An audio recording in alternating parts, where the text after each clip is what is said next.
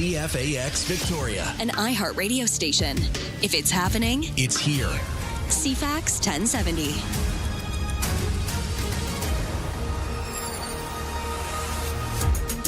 Good morning. It's 6 o'clock on Tuesday, June the 9th, where we have a chance of showers still through the day, but windy once we get a little later into it as well. I'll get you a full forecast in a moment, but right now the news begins.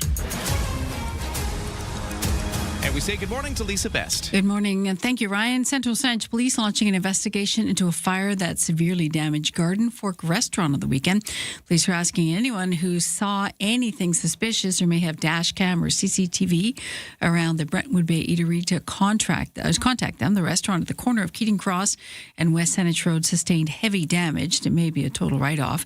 The fire side of the investigation hasn't come up with a cause yet or a total dollar number for loss. Oceanside RCMP recovering a stolen travel trailer after the rightful owner happened to see it being towed down Highway 19. The $80,000 rig was stolen the early hours of June 4th in the Campbell River area. That'd be last Thursday. The vehicle towing it was stopped on Highway 4 west of Qualicum Beach. 4 occupants of the truck arrested. One apparently had outstanding warrants. The eagle-eyed owner has his trailer back now. RCMP continue to curb drunk drivers. Suka RCMP say they've already caught 55 impaired drivers on local roads in the first 5 months of this year. A majority of those lost their licenses, subject to fines and vehicles being impounded for 1 week. Single-lane alternating traffic on Caledonia between Quadra and Cook Streets continues for Fortis BC gas main upgrades. That's not the only snag. The Point Ellis Bay Bridge will be closed again in both directions tonight and, of course, Wednesday night from 7 to 7. That's overnight from 7 p.m. to 7 a.m. And today, Hillside and Cook squeezes to a single lane in each direction from 7 to 7 for traffic signal upgrades at the intersection throughout the day. There may be a real slowdown. The parking lot at the base of Churchill Drive at Mount Doug Park closed for the next 5 days till Friday to allow crews to transport and install a monopole for that new cell tower being installed at Peebles.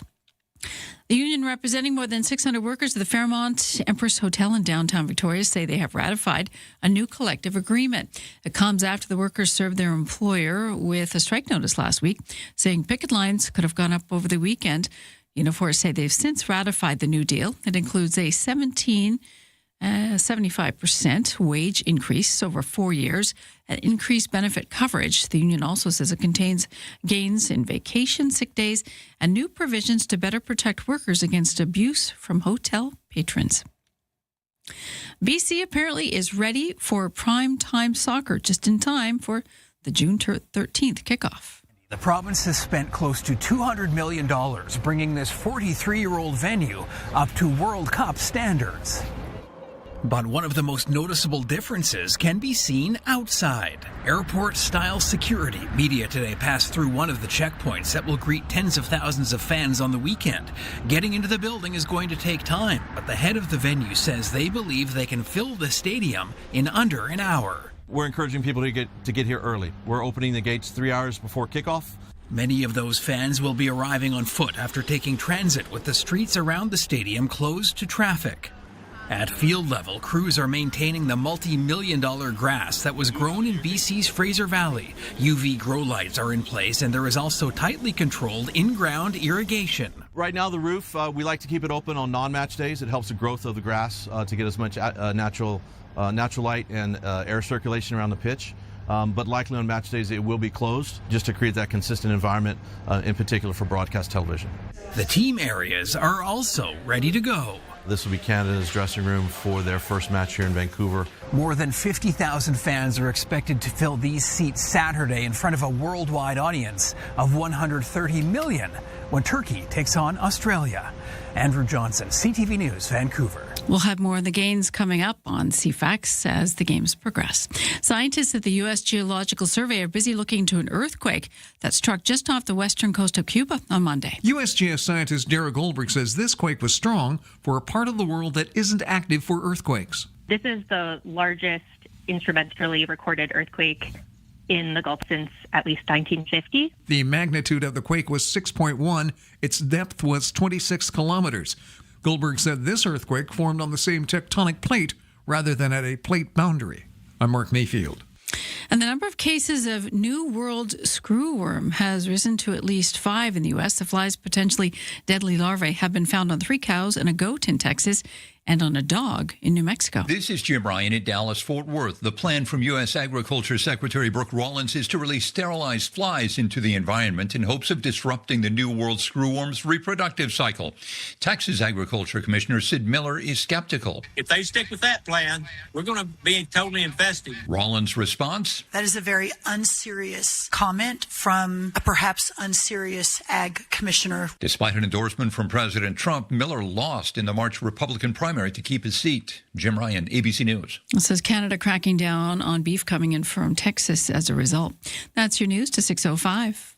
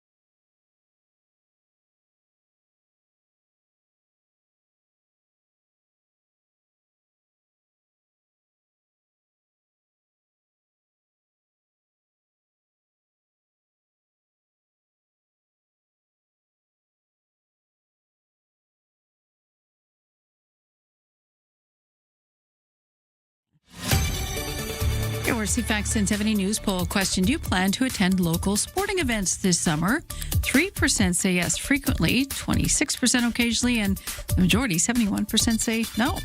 You can vote at CFAX1070.com or in the iHeartRadio app. I'm Lisa Sebastian, News Time 6:07. Thank you, Lisa. It is a cloudy start. We've got a chance of showers with us today, although it's not raining right now, at least not where I am, after a good dump overnight. We'll get you a full forecast in just a moment. First off, let's take a look at CFAX 1070 Sports. We'll start in the NBA Finals. The San Antonio Spurs with a 115-111 victory over the New York Knicks last night. The Spurs handed the Knicks their first loss in 46 days in front of a Madison Square Garden crowd that included the U.S. President Donald Trump. The Knicks, who lead the best-of-7 series 2-1, host Game 4 now on Wednesday, so coming up tomorrow. And after a 2-day break, the Stanley Cup final resumes tonight in Las Vegas, with the Golden Knights hosting the Carolina Hurricanes, leading the best-of-7 championship series 2-1. The Golden Knights blew a 4-goal lead in Game 3, but managed to win 5-4 in double overtime. Game 5, Thursday in Raleigh, North Carolina. The Toronto Blue Jays will aim to rebound from a 5-2 loss last night to Philadelphia when they host the Phillies tonight in the second set of a 3-game series. Jays right-hander Dylan Cease will return to the mound tonight after being on the injured list since May 25th due to a hamstring strain. The Phillies will counter with right-hander Zach Wheeler. And speaking of baseball, Victoria Harper Cats on the road. They will have a game in Edmonton as they start a set of games there on the road. That's your sports, 2608.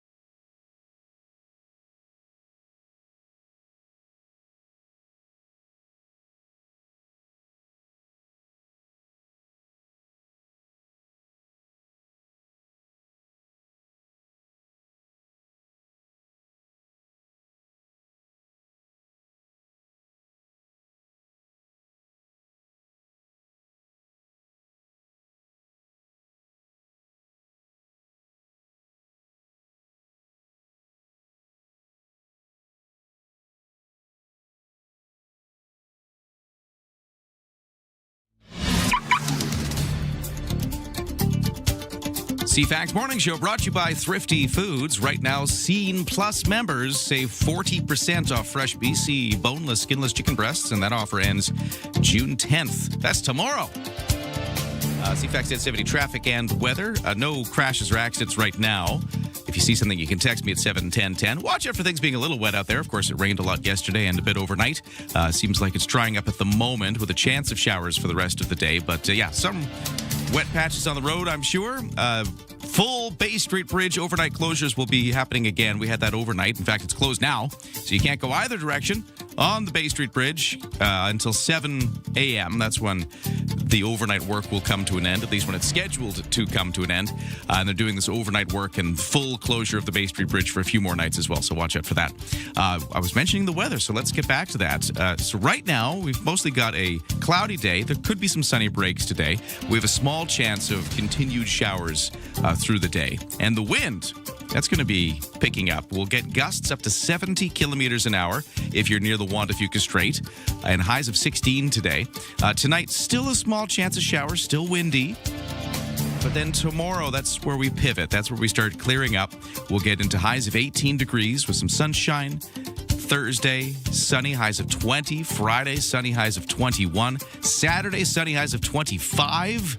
Sunday, highs of 28. So yeah, we're really heating up and getting sunny after one more kind of unsettled day here today. And right now, the temperature officially in Victoria is 10 degrees at the airport.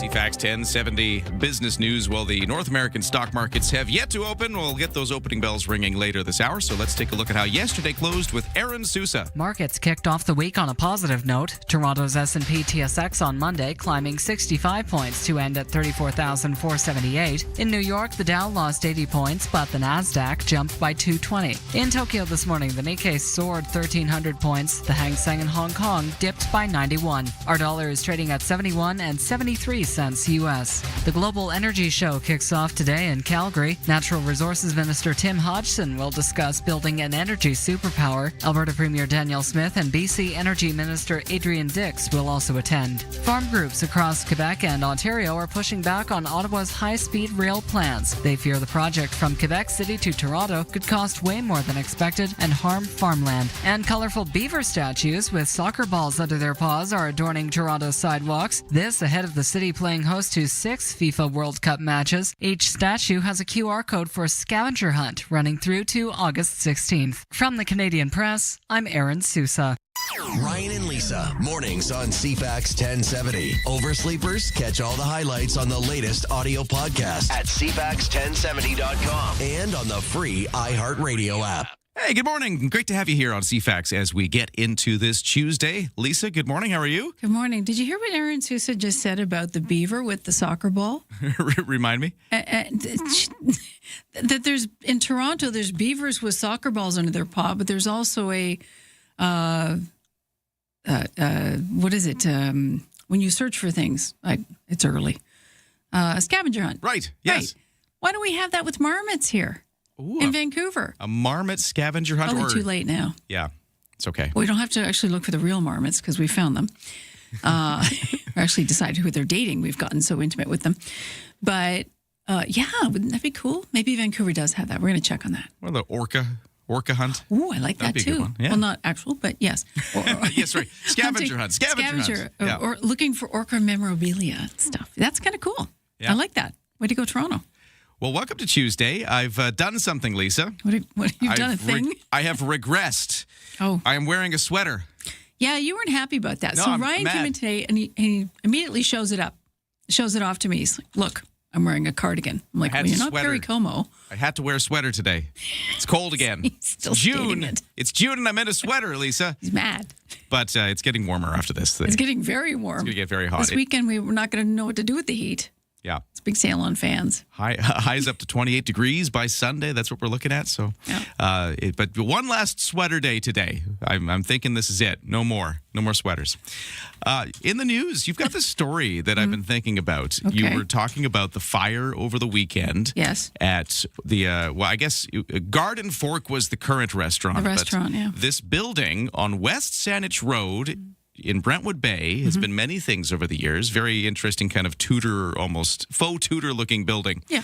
That's been there forever. I remember it was a Smitty's for a million years. That's why we probably got that look in the first place. That's Smitty's look. When I was growing up, yeah, it was the Smitty's. They changed it to Sassy's. It was Floyd's for a few years. Oh, was it? Yeah, Okay. and then Garden Fork more recently. I think only like since this year or last year. Maybe it was last year. But anyways, then this fire happens over the weekend, and they were saying the building can't be salvaged. So this little landmark that was on West Saanich Road there, I know it's just a restaurant, but there's something about the building. It just had been there for so long. It's kind of prominent the way it sits. It was a landmark. Yeah, a little bit of a landmark. It's sad to see it go in that fire. And you were saying in the news that they're investigating and they're hoping if anybody saw anything suspicious to come forward. Yeah, the fire is always deemed suspicious until they determine what the cause is. But still, what causes was it vacant? Was it actually in use? No, it was a viable restaurant. Yeah. And usually with a restaurant, the first thing you look at is the kitchen. That something may have gone sideways in the kitchen, but you never know. There was that one at Burnside in Douglas, and that was considered arson in the end. The one that was completely torched and eventually taken down, and that was a big hub too. For a long time, that restaurant, and nothing's replaced it. It's still fallow ground, which is really unfortunate. Yeah. So hopefully they get to the bottom of what happened. Hopefully there's insurance and they can rebuild. Well, we'll see what happens there at that very prominent location, West Saanich Road in Brentwood Bay. Just sort of sad to see what's been, Smitty's, Floyd's, all these things over the years. That fire over the weekend seems to have, the building will have to come down. At 6:16, what else is going on in the news? Here's Lisa. As you book that flight, or at least try to, is your captain really a pilot? Air Canada says that former pilot has been fined by Transport Canada for not having the correct license to be an aircraft captain. The airline, which didn't name the pilot, said he held a valid commercial pilot license but was promoted to captain without the required airline transport pilot license. Air Canada says the individual was removed from active duty once it was discovered, and the pilot is no longer employed at the airport. Harsh penalty there. Air Canada says safety was not compromised amid an audit of its pilots that found no instances of non-compliance, which is good news. The airline said it was unable to provide further comment due to the criminal investigation. Police say a teen boy was operating a boat on a lake in BC's central interior when he's believed to have drowned at the vessel capsized Saturday night. Quesnel RCMP say 3 other people aboard the boat on Stony Lake were able to make it to shore, but the boy didn't surface. They say the missing boat operator was identified as a 17-year-old from Prince George. His family has been notified. RCMP say an underwater recovery team was expected to join what police describe as an extensive and heartbreaking search effort today. We're going to hear more from BC Paramedic Public Information Officer Brian Thwaites. He'll be live at 6:50 to talk about the 9 drowning deaths we've already had in a couple of months this year and how to keep yourself safe on the water. And singer Katy Perry and former Canadian Prime Minister Justin Trudeau burning up the red carpet in their debut together at the Tribeca Festival in New York City. The singer is promoting her concert documentary and stopped by yesterday for the world premiere of Katy Perry, The Lifetimes Tour, live from Paris. The two, of course, as we know, have been dating for about a year, just in case you're wondering what the former Prime Minister has been up to. And that is your news to 6:18. I'm still amused and confused by all of that. Really? It's just sort of funny. Like, nobody at the end of the Trudeau government would have been like, you know what's going to happen next? Yeah, that was not on my bingo card either. But, whether you like him or not, he seems really happy. Yeah, it's true. He does look genuinely happy when you see him photographed with Katy Perry. He went through a lot during the pandemic and with the semi-shut-in, basically, in Ottawa, everything that happened. And I'm just kind of happy and he had a divorce, too. So I'm just happy he's moved on and he's moving on with his life. Maybe he's bringing her to Tofino. We'll find out soon enough, I guess. I bet you that'll happen at some point. Teach her how to surf. He does love Tofino. A quick break, traffic and weather. You see any problems out there on the roads? Well, let me know at 7:10:10 because we're going to talk about it next.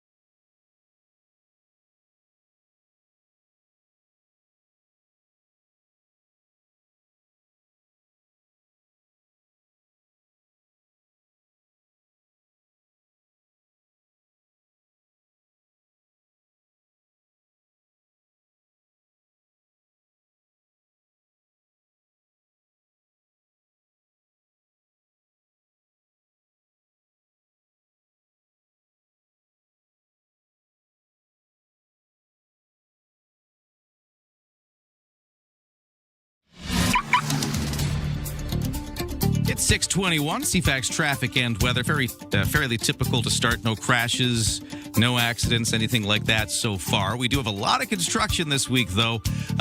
Reminder of a couple more of these. We were talking yesterday about the single-lane alternating traffic.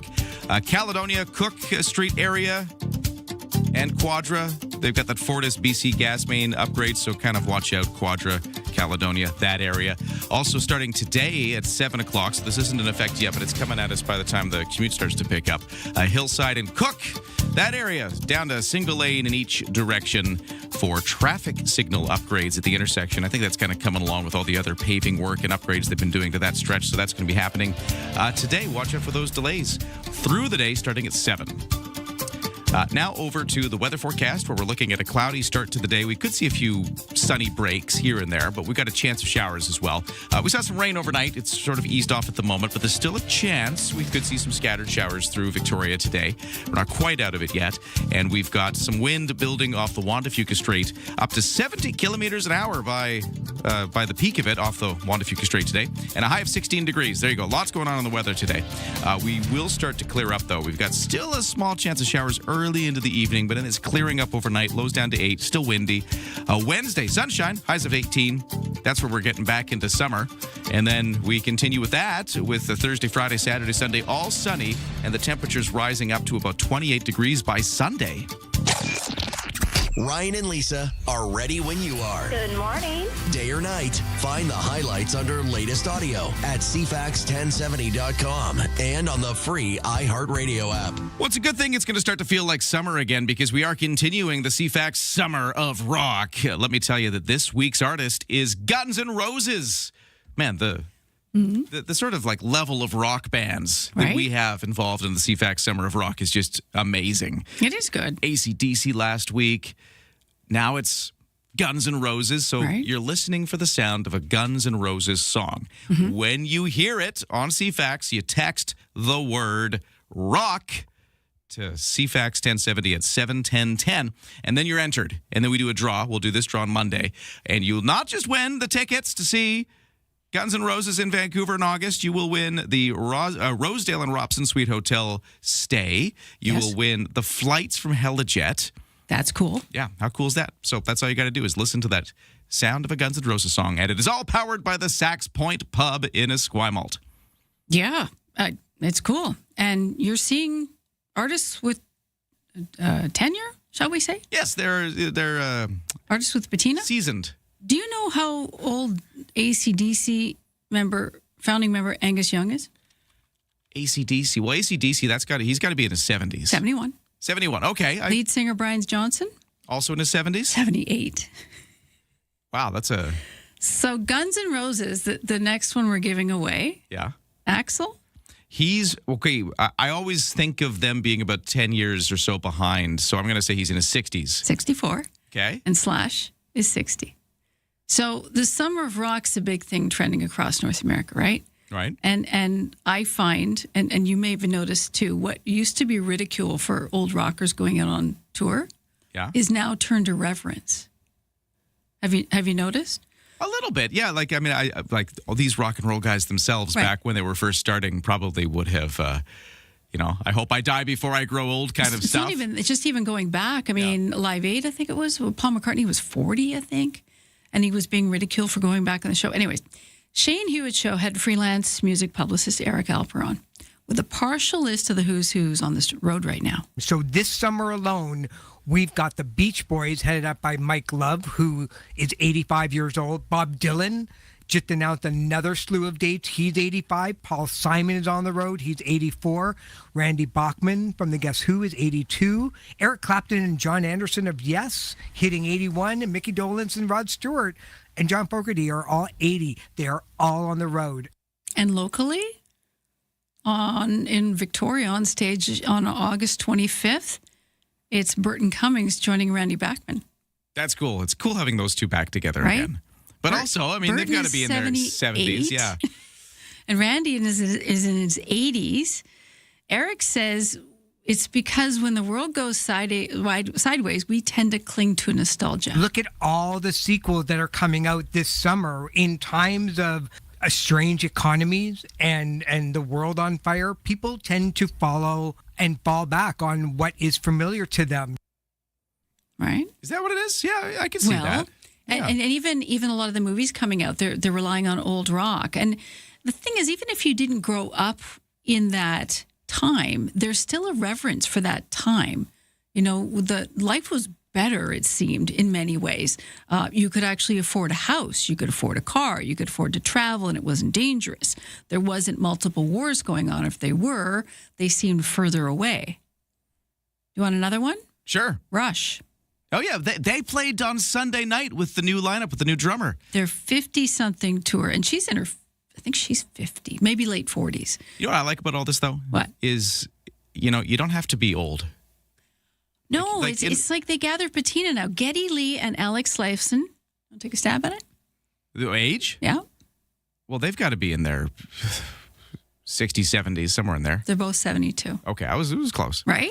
But I'm just saying, like, there's used to be this, you hit 65, you retired, life was over. You're done. It doesn't have to happen. You can keep doing cool things. You can keep being a rock star. You could there's no reason you have to, like, let that number dictate how you behave. I think that's a cool thing. It is a number. Yeah. And here's Eric on the psychology. In psychology, it's called terror management. And it's the idea that humans kind of construct a system partly to buffer the anxiety of knowing when we will die. And when you are stagnant and when you're at home and your wife is telling you to go back on the road again, for the artist, the work itself is actually the buffer. That is telling the artist that the songs are going to outlive the singer, and they know it every time that they're on stage, hearing 20,000 people sing those songs back to them.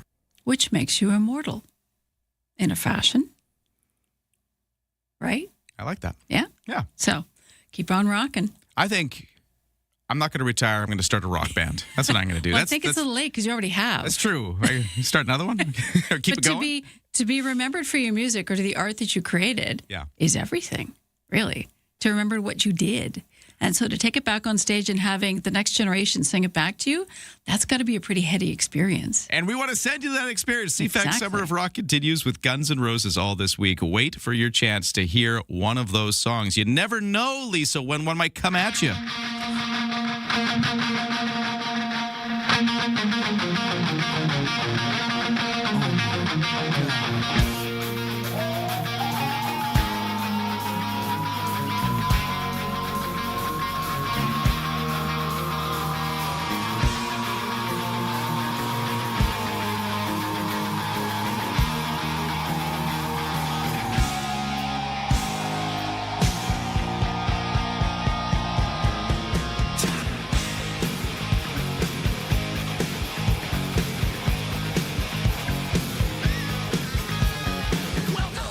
Show with Tony Joe.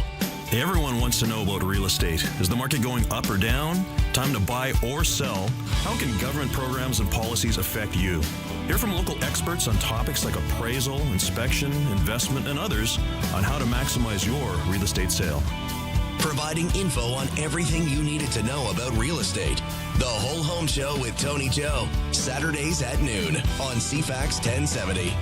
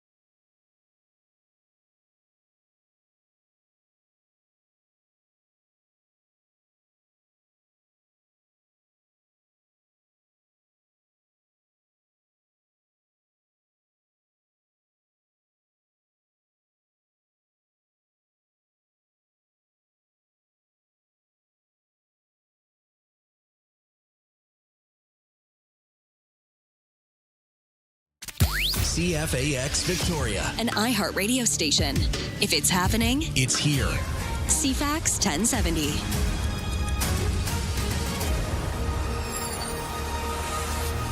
Good morning, 6:31 on Tuesday, June 9th. Still a chance of scattered showers through the day today, but we're getting a bit of a break after overnight rain right now. Full forecast in a moment, but right now the news begins.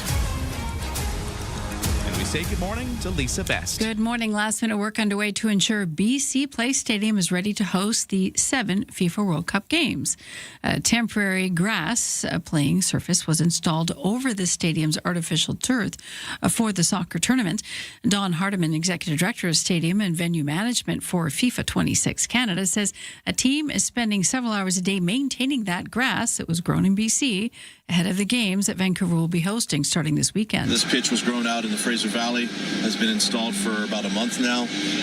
Underneath this is where all the magic is, with irrigation, vacuum ventilation system, everything that we require to make this pitch sustainable and playable for 5 or 6 weeks. Vancouver, Toronto, and 14 other cities across the U.S. and Mexico are hosting the games during the expanded 48-team event.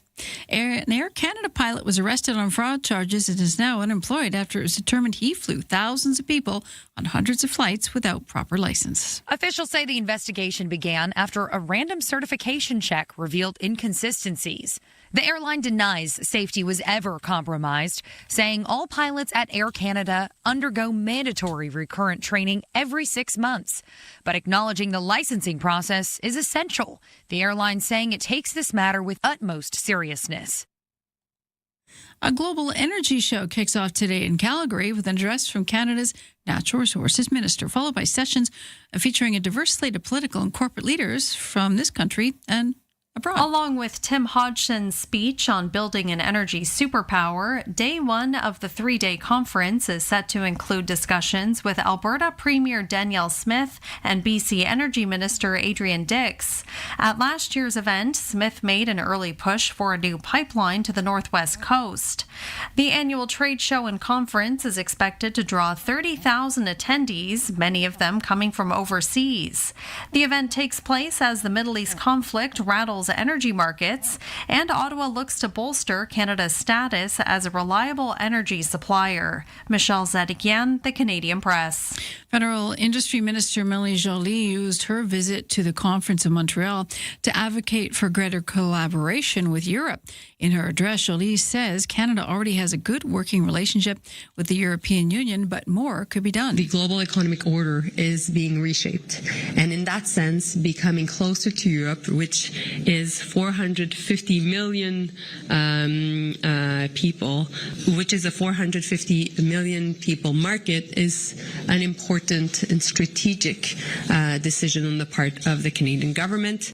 The Conference of Montreal brings together leaders from around the world to discuss key issues related to the global economy, leadership, and sustainability.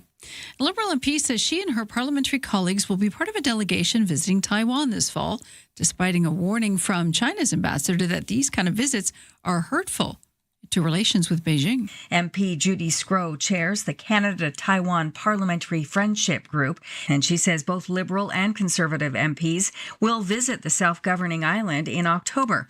It was back in April. China's ambassador said the Carney government's efforts to boost ties with Beijing could suffer if MPs visit Taiwan, since such trips hint at official ties with the island's government. New Zealand's foreign ministry said last week Beijing banned 4 of its MPs for a year after they had visited Taiwan. Scrow says it's important to support Taiwan since it's a democracy in a region where governments are curtailing freedoms. Karen Rebo, The Canadian Press. And pilots from a U.S. Army helicopter rescued near the Strait of Hormuz today after a crash.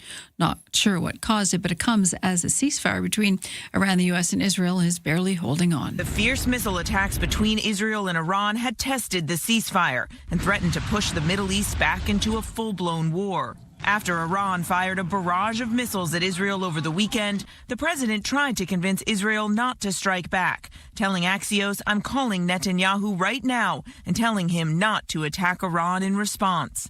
But the Israeli prime minister defied Trump, firing back at Iran anyway. And that's your CFAX News to 6:36.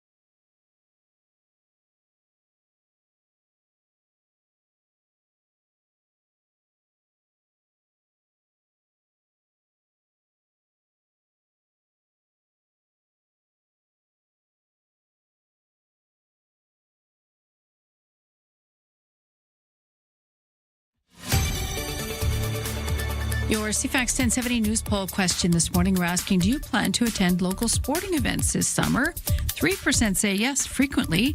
About a quarter say occasionally. And about 70% say never. You can vote at CFAX1070.com, also on the iHeartRadio app.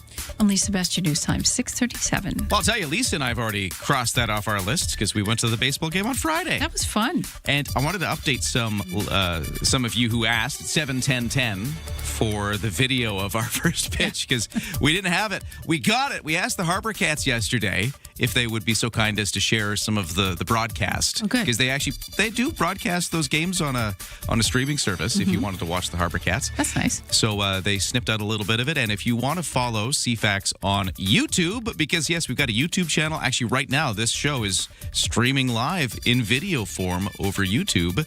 If you wanted to check it out, we also put up clips of things like our first pitch because we got that video and that's up there now. That's right. So you can, critique our pitch. We'll talk to Coach Steve. Yeah, He exactly. taught us everything we know in 5 minutes or less. Yep. And improve on our pitching. I was doing some air pitching in the kitchen yesterday. Yeah, you got it. I actually kind of enjoyed the whole idea of this is how you do it. It's like a dance step, really. Well, after the show today, let's go play catch. Okay. No? If it's not raining. Okay. Maybe tomorrow when we know the sun's going to be out. All right. Well, let's see what that weather forecast is going to look like for playing catch. Because right now, we will just say it's going to be a mix of sun and cloud today, but we got a small chance of showers still with us. So maybe risky to get out there. A bit of wind off the water. That's what you're in for, and we'll give you the full details in just a moment. But let's talk about sports first. Where should we start? NBA Finals. San Antonio Spurs with a 115-111 victory over the New York Knicks last night. The Spurs handed the Knicks their first loss in 46 days in front of a Madison Square Garden home crowd that included U.S. President Donald Trump. Lots of kerfuffle around that as well, with some delays getting in and maybe even some boos. If you were watching the broadcast, I think that's one interpretation of how that went down. The Knicks, who lead the best of seven series, or who lead the best of seven series 2-1 now after last night, host Game 4 on Wednesday. After a 2-day break, the Stanley Cup Final resuming tonight in Las Vegas, with the Golden Knights hosting the Carolina Hurricanes, leading the best of seven championship series 2-1. The Golden Knights blew a 4-goal lead back in Game 3, but managed to win 5-4 in double overtime. Game 5 at Thursday on Raleigh, North Carolina, after tonight. Toronto Blue Jays will be aiming to rebound from a 5-2 loss last night to Philadelphia when they host the Phillies in the second game of that 3-game series. We'll have Dylan Cease on the mound for the Jays. He's returning from the injured list. He had a hamstring thing, but looks like he's back in action. And the Harbor Cats here in Victoria, well, they're on the road. They're going to be pulling into Edmonton tonight to start a series there. And that is your Sports 640.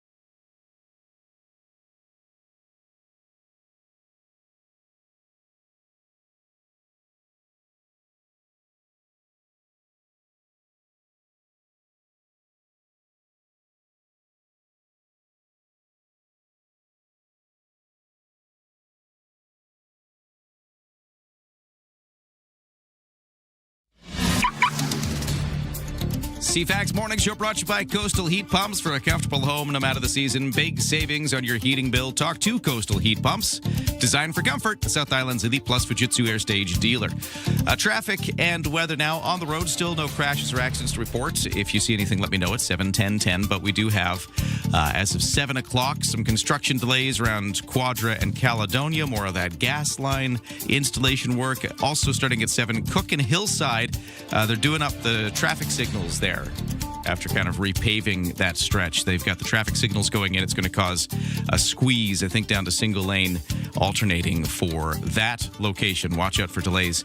And for the BC Ferries, let's talk about there. I don't think I've actually looked at the BC Ferries yet today. 7 o'clock sailing will be the next one out. There's still lots of room left for vehicles. They had a 6 o'clock this morning, so it takes the pressure always off that 7 o'clock sailing. And for the weather forecast, cloudy with a mix of sun and cloud at times. Chance of showers through the afternoon, and we will see some gusts of wind up to 70 kilometers an hour off the Juan de Fuca Strait. So some noteworthy winds today. Highs of 16. The chance of showers continues into the early evening, but then starts to clear up. That's where we start to see the skies clear for us. It's more kind of overnight tonight. Lows to 9, still breezy. Then we flip into, well, back to summer. Sunshine for Wednesday, highs of 18. It stays sunny right through the weekend, and by the end of the weekend, by Sunday and into Monday, it's 28 degrees as a high.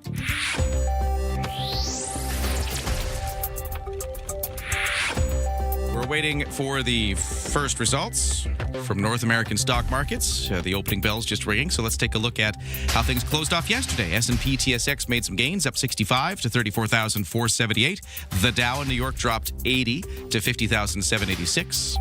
The NASDAQ gained 220 to 25,929. Canadian dollar at 71.8 cents US, which was up a little bit from the previous close. Ryan and Lisa, mornings on CFAX 1070. I think it's probably a sign of how well things went, but I did think it was a little weird when there was so much anticipation and news coverage and hand-wringing over the hantavirus and the cruise ship. You remember we were following that so closely off the coast of Africa. Eventually, a bit of a shock when some of the Canadians were on that ship came to Vancouver Island. 4 of them. Of all the places, why'd you come here? But then we never heard about it again, True. which I think was a good sign, probably because everything was fine, except for when the one passenger, the one resident of Yukon who was here in Victoria, did come down with it. So we did have a case. Right. But, I mean, at that point, everything was all contained and quarantined and isolated. And we've now that's learned... what we thought about COVID, too, and things went sideways. It's true, yeah. But, I mean, I do feel like, it was kind of quiet in a good way, I guess. Agreed. And now we have heard an update, BC health officials saying the Yukon resident who did come down with hantavirus while here and who was recovering in hospital with it has been released. So we are kind of through that. That was the update from the BC health officials. Yeah, so a bit of a breath of, a sigh of relief, as you call it. I'm happy. The fact that it hasn't really moved on from there and become something bigger, because that is something we're sort of used to or in recent history. And we do all have that trigger still with COVID. Yeah.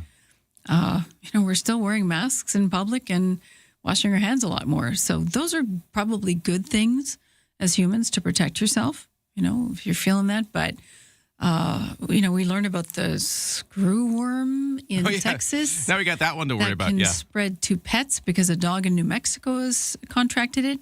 It can be deadly to animals. So all of these things that just, give us little nightmares. And it's good on the hantavirus respect that, they've curbed this. And of course, Ebola is the other one. Yeah, lots to think about. It's not in our end of the world, but what does it take for a virus to travel here? Not much. 48 hours? The one Yukon resident who was sick has been released from hospital. The other 3 Canadians who were in quarantine for hantavirus still in quarantine and not showing symptoms. Good. That is the update there. But yeah, you're right. That one's been quiet. We've got screwworm and all these other things now. Viruses love us. Pushing it out of the headlines, and we got other things to talk about. I would like to follow up on the screwworm thing and maybe get an expert to talk to us about that. Sounds like the stuff of nightmares. It does, doesn't it? It's just, man. Ick. Well, what else is going on? What other scary things are happening in the news, Lisa? How about taxes? Right? Where do you put that on the screwworm or taxes? Another trigger. I don't know. Today is Tax Freedom Day across Canada. In fact, in BC, the shift happened last week on Thursday. It is the day of the year when we start working for ourselves and not government, according to the smart minds at Fraser Institute who crunch all the numbers. Fiscal Studies Director Jake Fuss says if Canadians paid all their taxes up front starting January 1st, you'd have to work the first 159 days or so of the year to start bringing home any money for yourself or your kids. Tax Freedom Day measures the total annual tax burden imposed on Canadian families by all levels of government. This year, the average Canadian family, which is Two or more people will pay over $72,000 in total taxes. Wild salmon season starts today in the waters around Port Alberni. Harvesters are bound for Barkley Sound for the first commercial sockeye opening of the year. An estimated 7.5 million Fraser River sockeye expected to return this season, marking the largest forecast return since 2018. And 4 U.S. states are holding primary elections today. North Dakota, South Dakota, North Dakota, South Carolina, Nevada, and Maine are holding contests for the U.S. House, Senate, and governor's race. We'll see what happens next. That's your news to 647. Thank you, Lisa. Coming up next, we're going to talk about drowning prevention. Although it may not feel like it, right now today, the summer months have arrived, and with that comes summer activities. The BC Coroner Service is reminding people to put safety first as it investigates fatalities related to outdoor activities throughout the spring, including apparently 9 drownings did happen March till the end of May. So we're going to talk more about that and just sort of the things to keep us safe coming up in just a moment. Want a junk-free summer? CFAX 1070 has got your back. Enter online for your chance to win a complete summer cleaning service from 1-800-GOT-JUNK. Greater Victoria's trusted professional junk removal team. Old furniture? Goodbye. Broken appliances? Adios. As long as it's liftable and non-hazardous, 1-800-GOT-JUNK will make it disappear. You deserve a junk-free summer. So let's get it out of there. Enter to win today at CFAX1070.com.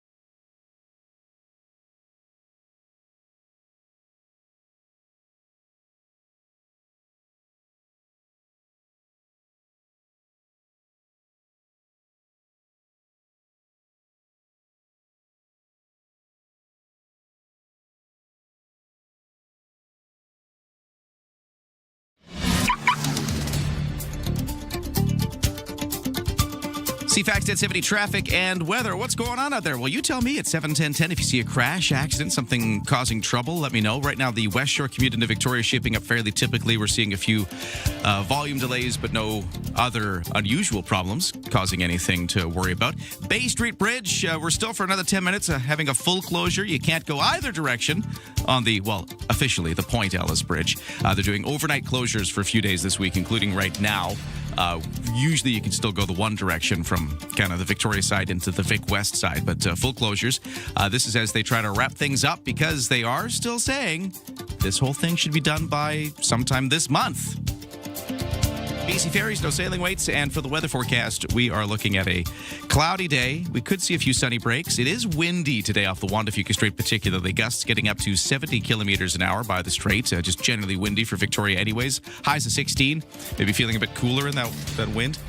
Tonight, chance of showers continues, but we start to clear up as the night goes on. Lows to 9, still breezy. And then we're into a sunny day tomorrow. Highs of 18. Sunny day Thursday. Highs of 20. Sunny day Friday. Highs of 21. And by Sunday, highs of 28 degrees. Right now, we're far from that. It's 10. The best way to start an island morning. Ryan and Lisa on CFAX 1070. According to the BC Coroner Service, 9 drownings have already happened in BC from the months of March to the end of May. And it's got us thinking about safety on the waterways. As you know, look at that forecast, 28 degrees by Sunday. Brian Twaits is a paramedic public information officer with the BC Emergency Health Services, and he's joining us on the line. Sir, how you doing? Good morning. Great. How are you doing today? I'm doing great, although a little...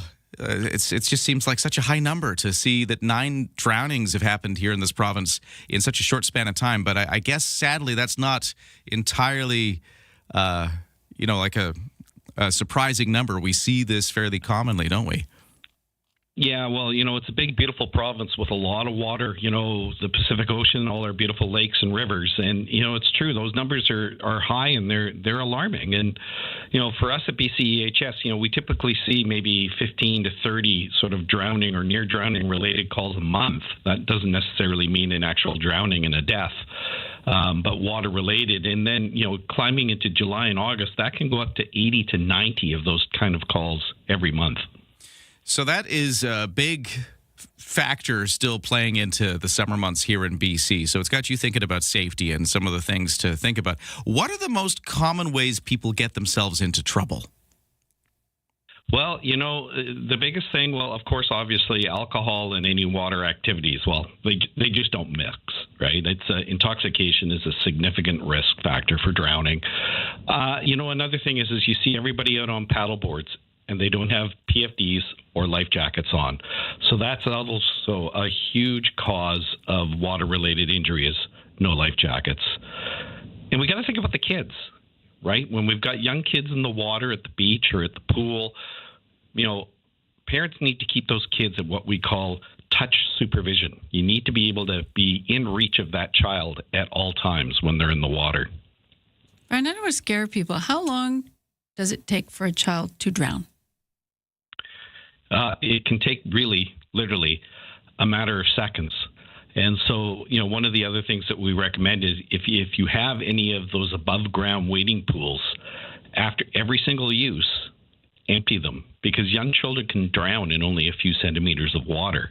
And if you've got larger pools, take the toys out of the water when the pool's not in use, so the kids don't get curious and want to go in trying to retrieve them. Yeah, because kids are a bit top heavy and they topple in and they can't get out. Is there a specific demographic or age of these 9 deaths that we've had in so far this year? We don't have those numbers. That would be the coroner would have the age groups, but quite literally, it can happen to any age. There's a saying out there that anyone can drown, but no one should. And that's why we want everybody to, keep these safety factors in mind. Because I know we lost a 17-year-old on Stony Lake in the interior on the weekend. Oh, it's sad, isn't it? It is sad. And, they rescued 3 others. They made it to shore, but the 17-year-old boy lost his life. So there's a disconnect, it seems. I mean, some people probably think they're strong swimmers until they're not. Right, a strong current or anything like that. And we were talking in the break there. There's another thing that people need to be wary of, and it's all year long, not just in colder months. And that's cold water shock. That's sudden immersion in cold water, and it can actually kill you within minutes, well before hypothermia would set in. And in BC, we've got beautiful waterways, the Pacific Ocean, the rivers, the lakes, and a lot of that water quite often doesn't get higher than 15 degrees Celsius. And anything below 15 degrees Celsius can trigger this cold water shock, which can cause you to get into a lot of difficulty quite quickly and possibly drown. And another thing we hear about all the time around here, although I don't know if we've had it as recently as sometimes, but it seems like it's a fairly common thing to have that report of someone who has jumped off of like a cliff or a high rock into the water, and you maybe hit something under the water that you weren't expecting, or you just hit the water wrong. That sort of cliff diving thing is always something that shows up, particularly around here. Is that still showing up as much for you? Well, I think you're going to see an increase of that type of accident, or really it's an incident, during the July, August months when we've got more people out there. Cliff diving looks like a lot of fun, but, do you know what's underneath the water? Do you know how deep that water is that you're jumping into? It's very easy to get snagged on something like a rock and unable to escape. We got Brian Twaits here. He's a paramedic public information officer with the BC Emergency Health Services. Just sort of putting a little spotlight on swimming and water safety, because we've already had some drownings in BC already, and we're not even at the real peak of summer kind of water fun time. One last thing just to mention real quick. We're almost out of time, but you said in there that one of the things that is currently getting people in trouble fairly commonly is paddle boards, which I think is interesting because that's a newish thing. I mean, I know they've been around for a few years, but, I certainly didn't grow up with them. I've got them now. I love paddle boards, but how are people getting themselves in trouble on these things? Well, that's the big thing is you're not familiar with it. It's sort of like riding a bicycle or anything else. We want you to really practice riding a bike or using a paddle board in some shallow water to begin with, because you're going to fall off a few times. I know I certainly will. I don't got the balance for it. But the big thing, again, with paddle boards or any water activity, whether it be jet skiing, kayaking, out in the boat, or young kids just even near the water on a dock, and that's PFDs or life jackets. Make sure, especially if you're out paddleboarding, you're in the middle of the harbor or wherever you are, that you have a PFD or a life jacket on, because they are truly life-saving. You fall into the water, they're designed to keep your head and your airway above water. In your expertise, do you think swimming lessons for children should be mandatory? Well, that's a lawmaking decision, but I can say that certainly for my children, when it came to swim lessons, I let the professionals do it. I think there's certain things in life that are life skills and very important to learn, and to learn how to do them properly. Hey, Brian, thanks for talking to us today, and have a happy, safe summer. You too. Thanks for having me, guys. We'll take a break. 7 o'clock news next on CFAX.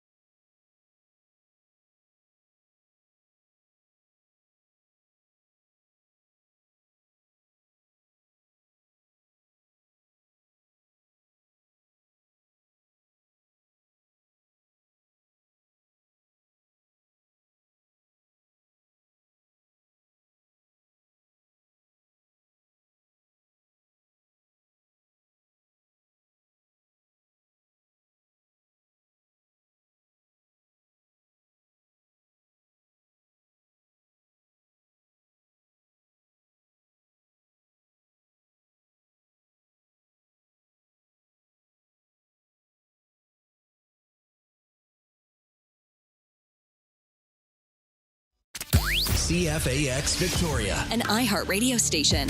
If it's happening, it's here. CFAX 1070.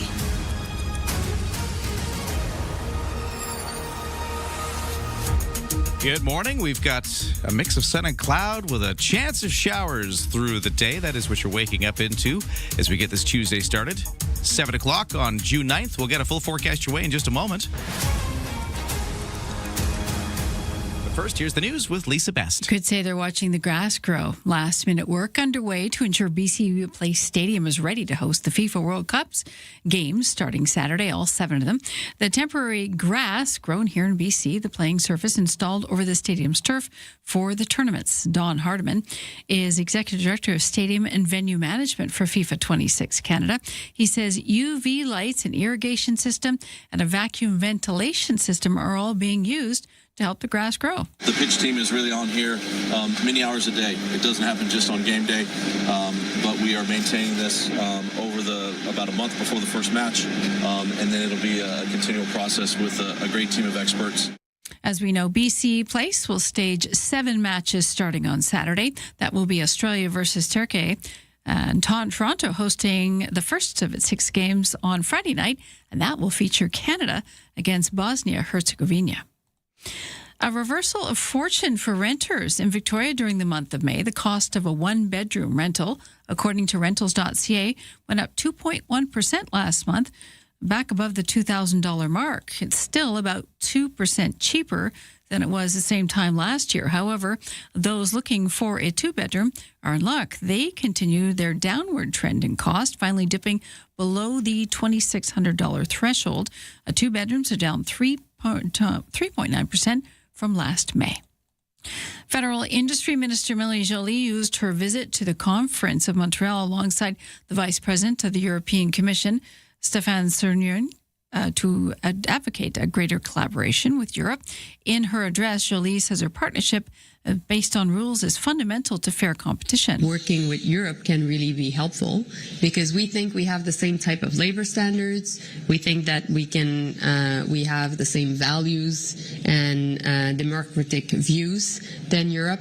And at the end of the day, we think that it is a good way to be able to create a third way, which is different from the 2 largest economies that could benefit Canadians across the country. Joly said a leaders' summit would be organized between Canada and the European Union in the months to come.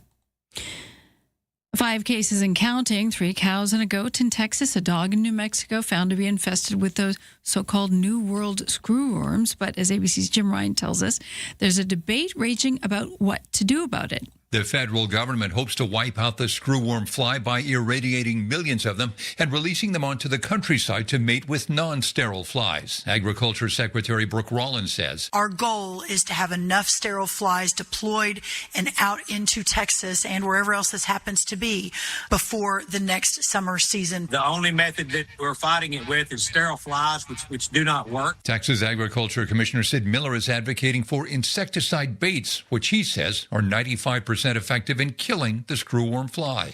Jim Ryan, ABC News. And as you know, the Summer of Rock continues to trend across North America. The rockers we'll see on stage in Canada over the next few months have a bit of patina on them. We've seen this a little bit with jazz artists and with blues artists, where being old and being a veteran comes a little bit of cachet with it. But we always used to make fun of all these old rockers on the road. That's freelance music publicist Eric Alper on the Shane Hewitt Show. He says in this current political climate, with war underway, reverence has replaced ridicule for old rockers seeking the spotlight once again. And the cynical side of it is like, yeah, they need the money. They're surrounded by people who won't say no to them. And sometimes that's true. But the more interesting answer to me, it's all psychological. These people have spent 50 and 60 years on the road, and stopping, it's not logical to them. It is, in fact, not what they do anymore, but it's who they are as a human. Case in point, CFAX 1070 continues the Summer of Rock contest thanks to Sax Point Pub. Still to come, it's Guns N' Roses, August 29th. That prize pack will take you over to Vancouver to see Axl Rose, 64, on stage with Slash, who is 60. That's your news to 7:05.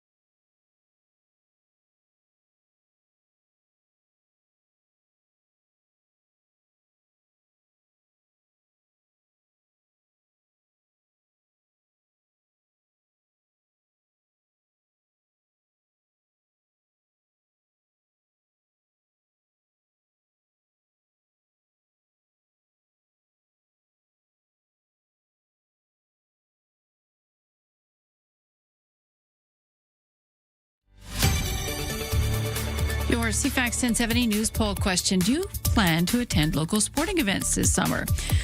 Smattering 3% say frequently, a quarter say occasionally, and the rest never.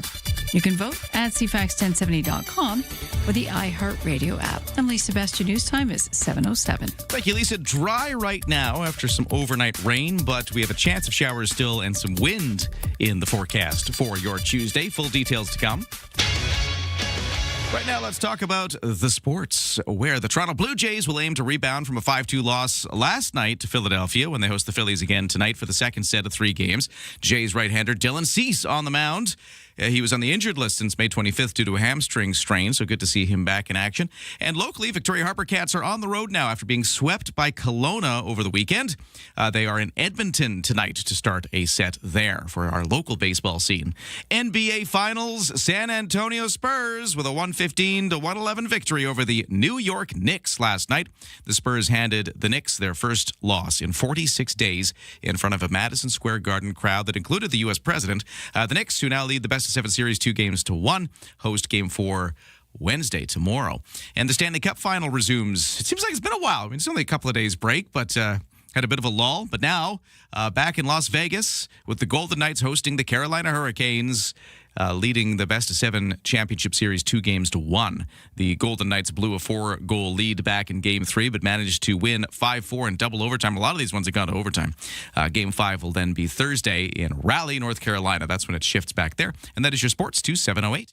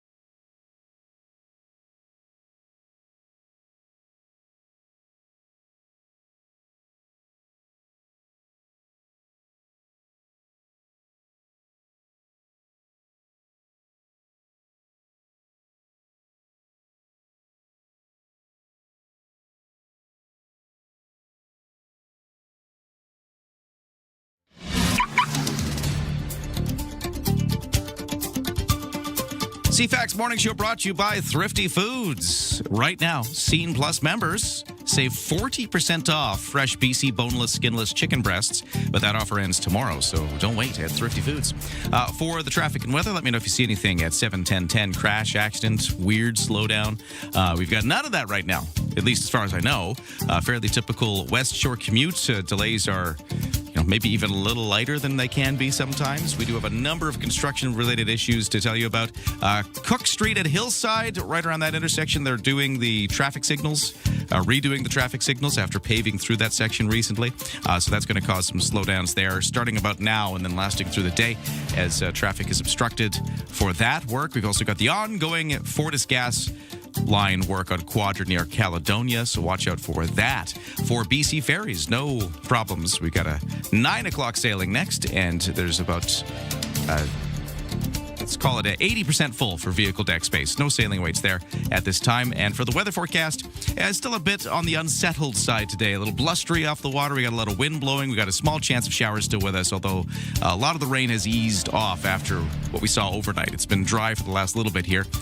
We'll see even some sunny breaks. I'm seeing a few patches of blue sky right now. That's kind of the picture of the day, but just sort of generally unsettled before it clears up for tomorrow. Sunshine tomorrow, sunshine for the rest of the week and the weekend, and temperatures by the weekend getting up to the mid-20s, even the high 20s on Sunday. Right now, 10 degrees. On the markets, S&P TSX in Toronto starting the day with some gains, up 241 to 34,720. The Dow in New York up 430 to 51,216. NASDAQ up 247 to 26,177. Canadian dollar at 71.7 cents U.S., which is up just a fraction from the close yesterday. What are the limits of human knowledge? Welcome to the Nerd Lab. Yes, science! CFAX Science Stuff. Science! Yeah. You blinded me with science! I don't know what that means. With Ryan and Lisa. It's always good to get into some science. And we're thinking a little bit about getting out into nature, grass, dirt, all those things. Because, Lisa, with the FIFA World Cup coming to BC Place Stadium, which usually has an artificial turf surface, you've had in the news that they've got the grass going in. And why, I ask, right? Because your kids have a saying. Yes. Which I learned today. They often tell me to touch grass. And what does that mean? I think it means, if I'm interpreting correctly, it's kind of like, you're online too much. You got to get outside and get into nature. You got to go touch grass. Right. So it's a good thing for you. Now, the World Cup games in Vancouver, as we know, they've actually grown real grass in Fraser Valley. They've cultivated. They're keeping a watch on it, actually watching the grass grow and making sure it's good. They're not using the artificial turf. The grass is going right over top of the artificial turf. It's grass on grass. Right, because research has shown that playing on real grass and in real dirt isn't just fun, it's critical for your good health. Ooh, how so? They have determined in studies it transforms children's immune systems within 4 weeks, 28 days. This is an experiment in Finland that replaced gravel and asphalt in nursery playgrounds. You know, the fake compound that they put down? Yeah. That's softer sometimes for kids to play on. Yeah, that kind of rubbery surface that they'll stick down. It's not dirt, right? Yeah. They've replaced that with patches of forest floor, moss, leaf litter, just wild undergrowth. The results, children who play in the rewilded yards develop more diverse skin and gut microbiomes, along with a higher level of regulatory T cells. So all things that help them fight bacteria. The study that the biodiversity hypothesis, the idea that the sterile urban environments that we've created, actually rises allergy and autoimmune rates. So the more we have dirt in our lives and this microbiodiversity and the rewilding efforts that we're doing in playgrounds, it actually is making kids healthier. In this case, it's probably making the athletes healthier. And it's something softer for them to fall on, too. Replacing the sterile surface with a living one, we build our human resilience. Texter at 71010 says, I guess that's why we older people have better immune systems, because we played on grass all our lives. We didn't have helmets either. But I would agree with wearing helmets. But yeah, what do your kids call it? Touch grass. I love that. I'm going to use that because whenever you do too sterile environment, we're not meant to be in that kind of environment. So all I can hope is with this real grass grown in BC, that it means Canada is going to have an advantage. There you go. We'll see. Can't argue with science. No. Especially Finnish science. We'll continue to talk about preparations for the FIFA World Cup and, things like the grass going in as we follow that story. What else is going on in the news? Let's get a look at the headlines with Lisa. U.S. Customs and Border Protection Agency officials set to testify in court about the U.S. government's plans for refunding billions of dollars in tariffs that the Supreme Court ruled that the president imposed illegally. A Court of International Trade judge says he wants to hear details to help him decide whether to order the government to expand its system for repaying businesses that paid the now defunct import taxes. Some survivors of military sexual misconduct says the Liberal government's proposed military justice reforms do not give victims enough choice in how their cases are handled. The bill would transfer investigations and prosecutions of sexual offenses committed in Canada by military members to civilian police and courts. Survivors testifying before a Senate committee say they wanted victims to be able to choose between the civilian and military justice systems. Defense Minister Dave McGuinty says the legislation is needed to rebuild trust and follows reviews that found confidence in the military justice system was lacking. And long championed as a leader in adopting digital technology, Sweden is set to ban mobile phones in schools beginning in the fall. It's part of a broader international reversal of the use of screens in classrooms. Since 2023, Sweden's centre-right coalition government has pursued a policy making it a priority for more reading and less screen time by favoring books over other traditional learning tools. One lawmaker says officials have seen a decline in the general ability for kids to read and write, especially among younger students. And that's your news to 716. Well, we've been talking about grass, but there's out in the ocean a whole different type of, plant Growing. life Yeah. to watch for. Kelp forests off of Vancouver Island are one of the, the big ecosystems we have, but they are in trouble apparently.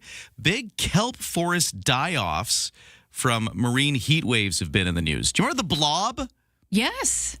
So there's this That's right. big patch of warm marine water. It was coming at us. It was a couple of times has formed out in the Pacific. It's been a bit of trouble for a lot of reasons in the ecosystem, including they were thinking these kelp forest die-offs might have been attributed to these warm water phenomena that were taking place. But now there's some additional UVic research, which is suggesting some of these declines might have been happening earlier and might not even be just because of those. There might be other factors here. And yesterday was World Ocean Day, so this is really in focus. So we want to talk about our kelp forests off of Vancouver Island and talk about what's affecting them and whether or not we need to be concerned. So that's coming up. We got a UVic student who is the lead author in this study into it coming up next.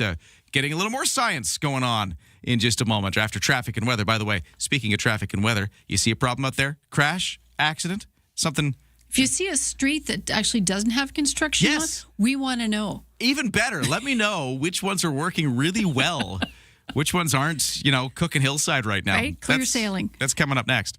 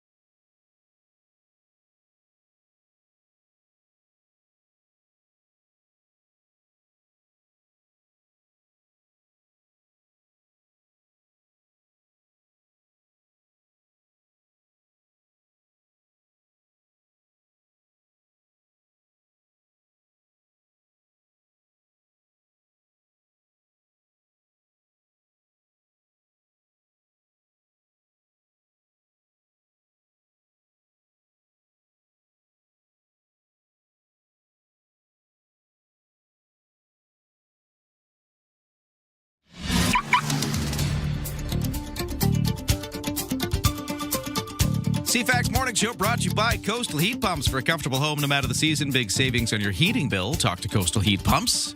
Designed for comfort, the South Island's Elite Plus Fujitsu Air Stage dealer. On the roads, no crashes, accidents, problems like that right now. We do have a lot of construction. The Bay Street Bridge, it's now open again, heading from the Victoria side into the Vic West side, which is the side it's usually open. But overnight, last night, and then for the next couple of nights, they're doing a full Bay Street Bridge closure as they get closer to finishing this whole thing up. But we got that happening in our traffic. We've got the Cook and Hillsides intersection. They're redoing the signal lights there, so watch out for delays through the day at that location. For BC Ferries, no sailing waits. 9 o'clock sailing still has room left for vehicles from Swartz Bay to Sawasan. And in the weather, it's kind of a complicated one because we had some rain overnight. It's dried up for the moment.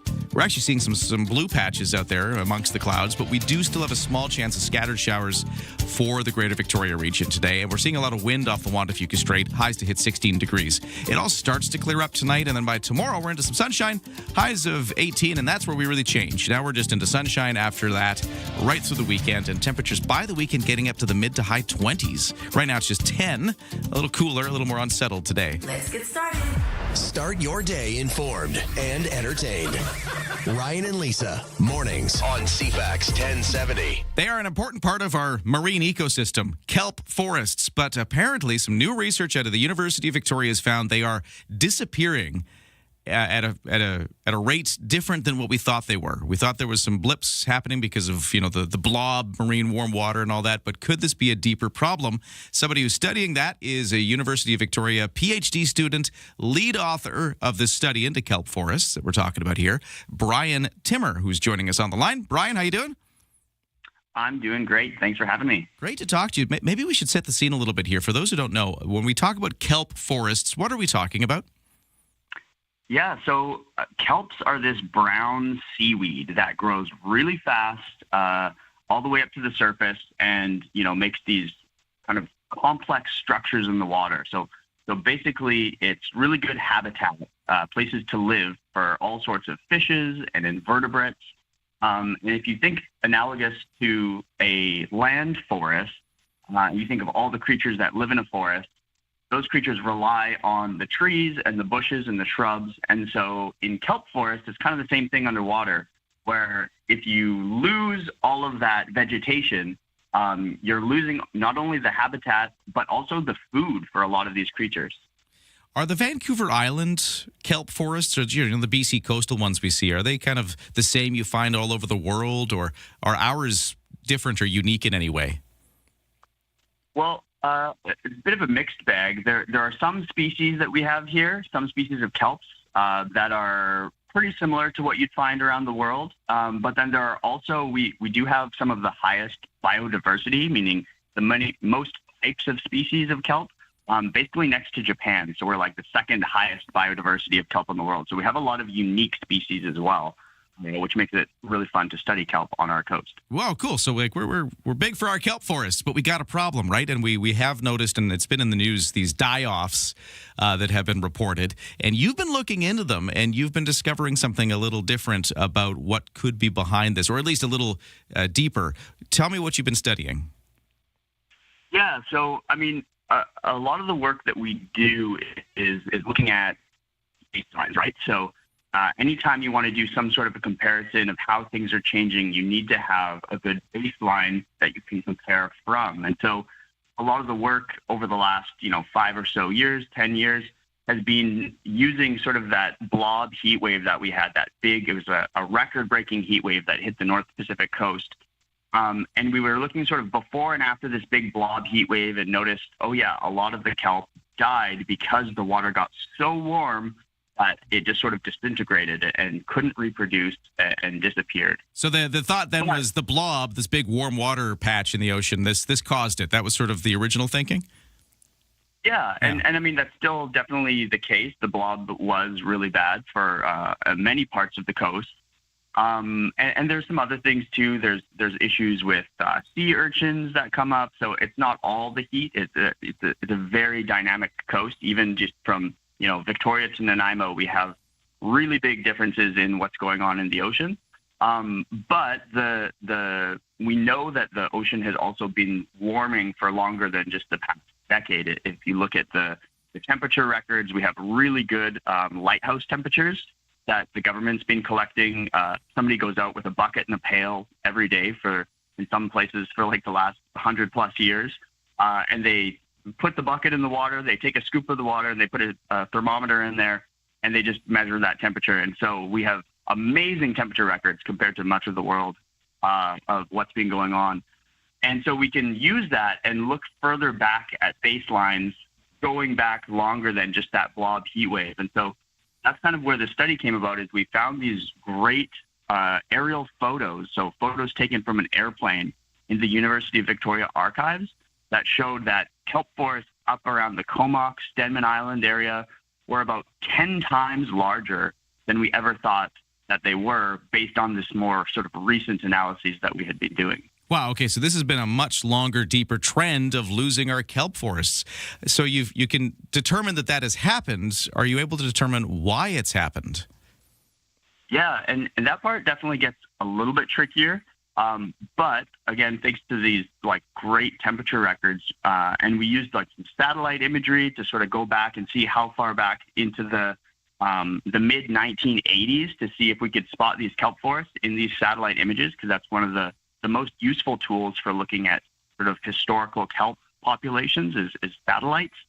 And going back to the mid-80s, we couldn't spot any kelp, so that determined that basically sometime between when the airplane photos were taken in 1972 and the satellite imagery starts in 1984, that's when the kelp was lost. And so then when we looked at the actual temperature records during that time, in 77, 78, there were two really big, like record-breaking, for that one little area, marine heat waves where temperature rose much higher than kelp can survive. And so kind of this smoking gun of, well, we definitely know that regardless, kelp wouldn't have been able to survive that. We don't have, specific stuff from those exact years showing the kelp disappearing necessarily. But it's a pretty big indication of what was going on. Okay, what should we take away from this? So we've just got a few seconds left talking to Brian Timmer, UVic's PhD student and lead author of the study into our kind of kelp forests. These marine forests off the coast of Vancouver Island have been disappearing for longer than we thought, this downward trend. What should we take away from this? Yeah, I think that, unfortunately, the oceans are going to keep warming. We've got a really big, probably super El Nino coming this summer and into the next year. So I would say that we need to be focusing on protecting the areas that are staying cool. So even down here around Victoria, the water stays nice and cool compared to much of the coast. And we need to make sure that those holdouts for kelp are actually being protected. Hey, thanks so much for talking to us about this today. Fascinating stuff. Good luck with the rest of the research. Yeah, thanks so much. Wow. I have, fond memories of kelp forests, fishing off the coast here with my dad when I was growing up. And, you'd see them, and they're just remarkable. If you could kind of get a nice calm day where you could peer down into the water and see how far down these things go, these whole ecosystems with little fish swimming around them and everything. The real special part of our coast. It's sad to hear if they're in trouble. So hopefully this research helps, I guess. It's also edible. Yeah, you can eat it. Yeah. So that part too, if we can, make a quite a viable industry from it, but still we can't help, what's happening with the climate as a whole. Well, things to think about. We'll take a break. We got more things to think about. The 7:30 news with Lisa's next. Where the noise stops and the conversation begins. Hey, it's Friday. Welcome to the Graham Richardson Show. The stories that shaped your week aren't just headlines. They are the moments we live through and the decisions that change what comes next. Let's take a closer look at that together. It's national conversations. From major policy shifts to the fun, unexpected trends and friends everyone will be talking about. It is intelligent, unpredictable, and completely Canadian. Stay informed. Stay ahead. The Graham Richardson Show. Friday morning at 9 a.m. right here on CFAX 1070.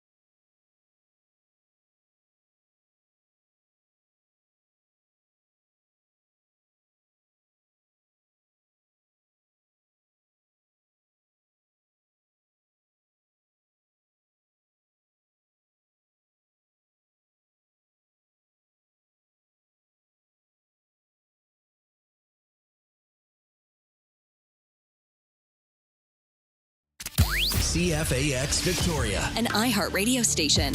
If it's happening, it's here. CFAX 1070.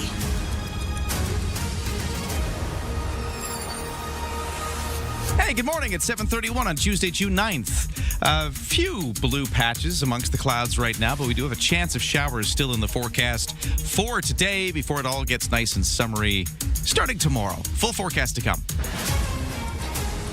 Right now, the news begins, and here is Lisa Best. Thank you and good morning. Sioux RCMP curbing 55 impaired drivers on local roadways in just the first 5 months of this year. They say a majority of the drivers lost their licenses for a period of time or longer and were subject to fines, vehicles impounded for a week. The union representing more than 600 workers at the Fairmont Empress Hotel in downtown Victoria have narrowly averted a strike. They've ratified a new collective agreement. They were to go on strike on the weekend, 9 a.m. Saturday. The workers served their employer with a strike notice last week. Unifor says that they ratified the new deal, which includes a 17.75% wage increase over 4 years and increases for the benefit coverage. The union says it also contains gains in vacation, sick days, and new provisions to better protect workers against abuse from hotel patrons. BC Place is all primed for primetime soccer. The province has spent close to $200 million bringing this 43-year-old venue up to World Cup standards. But one of the most noticeable differences can be seen outside. Airport-style security. Media today passed through one of the checkpoints that will greet tens of thousands of fans on the weekend. Getting into the building is going to take time, but the head of the venue says they believe they can fill the stadium in under an hour. We're encouraging people to get here early. We're opening the gates 3 hours before kickoff. Many of those fans will be arriving on foot after taking transit with the streets around the stadium closed to traffic. At field level, crews are maintaining the multi-million-dollar grass that was grown in BC's Fraser Valley. UV grow lights are in place, and there is also tightly controlled in-ground irrigation. Right now, the roof, we like to keep it open on non-match days. It helps the growth of the grass to get as much natural light and air circulation around the pitch. But likely on match days, it will be closed just to create that consistent environment, in particular for broadcast television. The team areas are also ready to go. This will be Canada's dressing room for their first match here in Vancouver. More than 50,000 fans are expected to fill these seats Saturday in front of a worldwide audience of 130 million when Turkey takes on Australia. Andrew Johnson, CTV News, Vancouver. As we're talking millions, 242 million pegged for security to keep everyone safe at the games in Vancouver.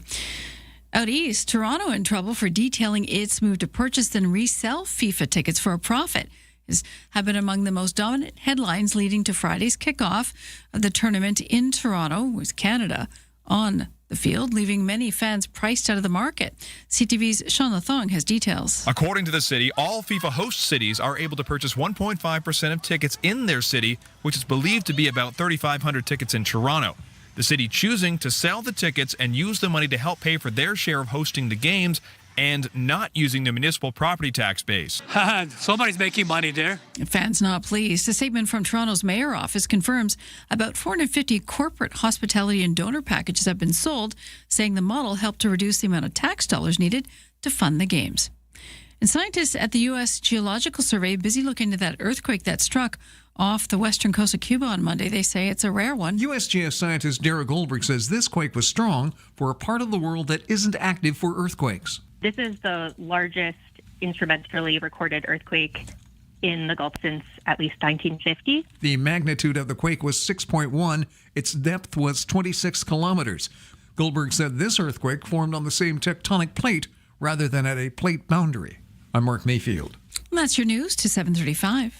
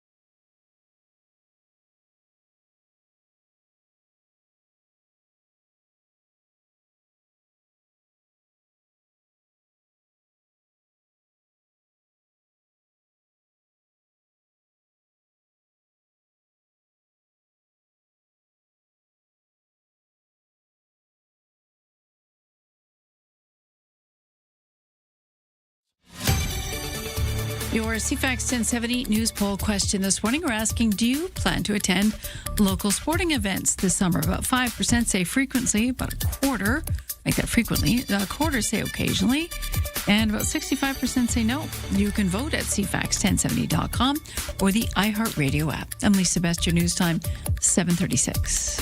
Thanks, Lisa. We have what is going to be a blustery day off the Juan de Fuca Strait. We've got a chance of showers still with us, even though right now there's a few blue patches out there. Today's the last of these January days before summer comes back, kind of starting around tomorrow, and I'll tell you all about it in just a moment. I did have to put a sweater on today, though. I had to go back. He was grumbling about it. I've reverted to the sweater weather. The cardigan is out. It's almost over. It's almost over. In sports, NBA Finals, San Antonio Spurs with a 115-111 victory over the New York Knicks last night. That means the Spurs handed the Knicks their first loss in 46 days. They'd been on quite the tear. It all happened in front of a home crowd for the Knicks, in front of a Madison Square Garden crowd that included the U.S. president. The Knicks now still lead the best-of-7 series 2-1, though, and they host again on Wednesday, tomorrow. After a 2-day break, the Stanley Cup Final resumes tonight with the Golden Knights hosting the Carolina Hurricanes in Las Vegas, leading the best-of-7 championship series 2-1. The Golden Knights did manage to pull it out in overtime, double overtime last game on Saturday. They'd blown a 4-goal lead in Game 3, but managed to get that 5-4 double overtime win. Then tonight, and then Game 5 will be over to Raleigh, North Carolina. Toronto Blue Jays in action again. That's what I mean to say. Trying to rebound from a 5-2 loss last night to Philadelphia. They're going to host the Phillies again tonight for the second of these 3 games. Jays right-hander Dylan Cease on the mound. That means he's back after being on the injured list since May 25th due to a hamstring strain. The Phillies will counter with right-hander Zach Wheeler. And the Victoria Harbor Cats for local baseball, well, they hit the road. They were swept by Kelowna over the weekend. Now they're on the road, and they're going to be in Edmonton tonight for a set of games there. That's your CFAX 1070 Sports. It is 7:38.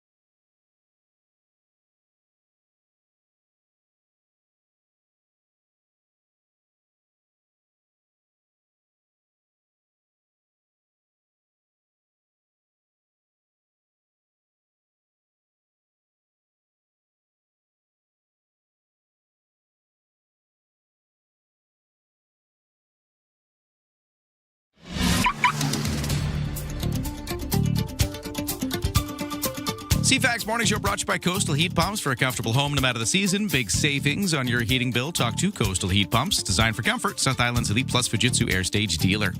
What's going on the roads? Well, it's pretty clear right now. We are... Actually, I'm going to hazard an observation that it's lighter than usual volume delays out of the West Shore. I'm always reluctant to say that just in case I'm wrong, but I'm looking at, say, the area around the Trans-Canada Highway in Millstream, kind of like the Costco area of Langford. If you're around there and then trying to get all the way to downtown Victoria, it's taking you an average of 35 minutes right now, which I think is lighter than it can be some days. So I think it's looking all right. There's no crashes or accidents. There will be continued overnight Bay Street Bridge closures tonight. That's lifted for now. So that was on last night. It's over. You can now go from the Victoria side back into the Vic West side, but full Bay Street Bridge closures overnight for the next couple of nights still as they continue to work on that project. No sailing rates at BC Ferries. And then the weather, it's blustery, it's windy. We're going to have gusts up to 70 kilometers an hour off the Juan de Fuca Strait tonight. Highs up to 16 degrees today. We're going to see a small chance of showers still with us. The overnight rain is eased. We're getting a bit of a lull right now, but there's a chance we could still see some scattered showers today. Then it's all over. Then by tomorrow, it's clearing up. We got some sunshine. Highs at 18 degrees tomorrow, so we're already warming up. But by Sunday, highs could hit 28 degrees, so really warming up in the sun for the next few days. Right now, it's 10. On the markets, S&P TSX in Toronto up 124 to 34,589. The Dow in New York is up 296 to 51,082. NASDAQ up 33 to 25,963. Canadian dollar at 71.7 cents US. It's the same, but in theory it's up, but just like a fraction of a cent. Barely enough to move the number, but it's the direction things are heading. It's all here. News, weather, traffic, and community events. Ryan and Lisa, mornings on CFAX 1070. So sometimes we're reminded that on the east coast of Canada, where there's also a lot of ferries, there's a lot more federal money to help fund those systems than you find here on the BC side. And is that something that needs to be addressed? That's what my next guest is talking about. Gord Johns is a member of parliament for Courtenay Alberni. He's with the NDP, and he's joining us right now with ferry funding on the mind. Sir, how you doing? I'm doing well. Thanks for having me on, and hello to everyone back home on the coast. Yeah, great to talk to you about this, because we've been hearing about this for years, it seems like, but right now this is in the news. I think there's a petition being organized by an Nanaimo resident on this. So let's get into this issue. And maybe we should start with just explaining why there's a discrepancy between the East Coast and us here when it comes to federal funding for ferries. Well, that's a good question. That's the question we're asking. Is that this is outdated. It's based on constitutional agreements dating back 80 to 150 plus years ago, and the BC Ferries, BC government and federal government agreement that dates back over 50 years, since 1977. These are agreements that were actually, the agreement we had with Canada from 1977 wasn't a fair agreement, and that agreement is clearly outdated. The population of Vancouver Island has doubled. The coast has skyrocketed in terms of population, and the ferry users has exploded. So, right now the agreement is that we get far less per passenger and far less per capita than the East Coast, and it's based on the fact that the ferries on the East Coast, the reason they were initially given extra funding is because of their connecting provinces. But that argument doesn't hold water in today's modern era. Vancouver Island's got the same population as Nova Scotia, pretty much, more than New Brunswick, more than Newfoundland and PEI combined, and we're constantly being ignored on many different issues, but certainly the ferry issues comes to mind, and it's an urgent issue because we know that BC Ferries is currently looking at their performance review coming up this fall, and they're citing that we could see a further increase of rates of 30%, which would have a huge impact on our economy and on the way of life and on coastal residents. So this petition I mentioned that's kind of getting some steam, it had some numbers included, and I'll get you to react to this in just a second, but it says that according to the Library of Parliament and some numbers that they provided, BC Ferries received approximately $1.63 in federal operational support per passenger. So that's kind of the per person amount, $1.63. Compared to about $291 for the same metric for the East Coast ferry systems. That's not just like a small discrepancy. That's ridiculous. It's ridiculous. And when you look at Marine Atlantic, it's actually even worse. They get, over $500, per passenger, and it's about 300-fold, that they're getting in terms of subsidy.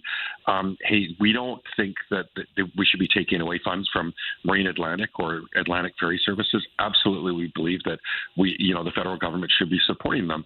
What we want is fairness and equality. On the East Coast, it's absolutely essential, ferries, for connecting communities and connecting provinces and communities to the rest of Canada. But so is it.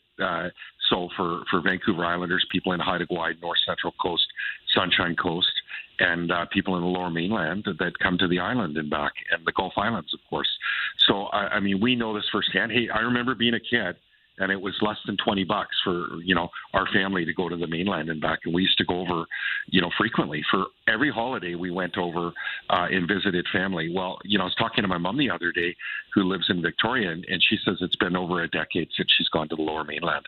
So, I mean, this is kind of the barrier that we're seeing for people on the island and in our coastal communities. And again, this subsidy is unfair. And when we look at the per capita basis, again, it's terrible. I mean, per capita, we're getting about $6 to $7. They're getting $125 per capita. So, I mean, this is about equality and fairness, and that's all we're asking for. And a formula that, is outdated, that gets modernized, and we're not going to let up. Well, if you have any thoughts on this, you can text us at 71010. Do you mind holding on the line, by the way?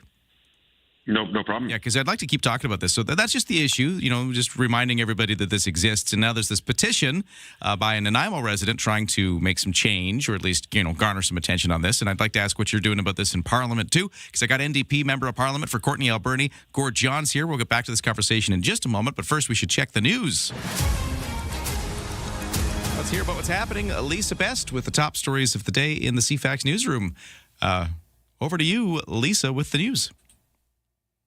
Thanks, Ryan. Good morning. A new poll on the benefit of FIFA games in Canada is getting a red card from residents in 2 host cities. New data from the Angus Reid Institute finds 72% of Metro Vancouver residents and 70% of Torontonians say the public costs of reportedly $1 billion apiece in funding across multiple levels of government are not worth the trade-off of hosting the World and the World Cup in their home cities. Residents are most prickly over the disruption, the street closures, and having to rearrange their summer schedule and events calendar. In Vancouver, 51% say they're disinterested in watching the matches in any way. And more in the GTA believe hosting the World Cup is a poor investment for Toronto at 47%. Central Saanich Police launching an investigation into that fire that severely damaged Garden Fork restaurant over the weekend. Police are asking anyone who saw any suspicious activity or has dash cam or CCTV video around the Brentwood Bay Eatery to contact them. The restaurant at the corner of Keating Crossroad in West Saanich sustained heavy damage. It's believed to be a complete write-off. The cause of the fire has not yet been listed.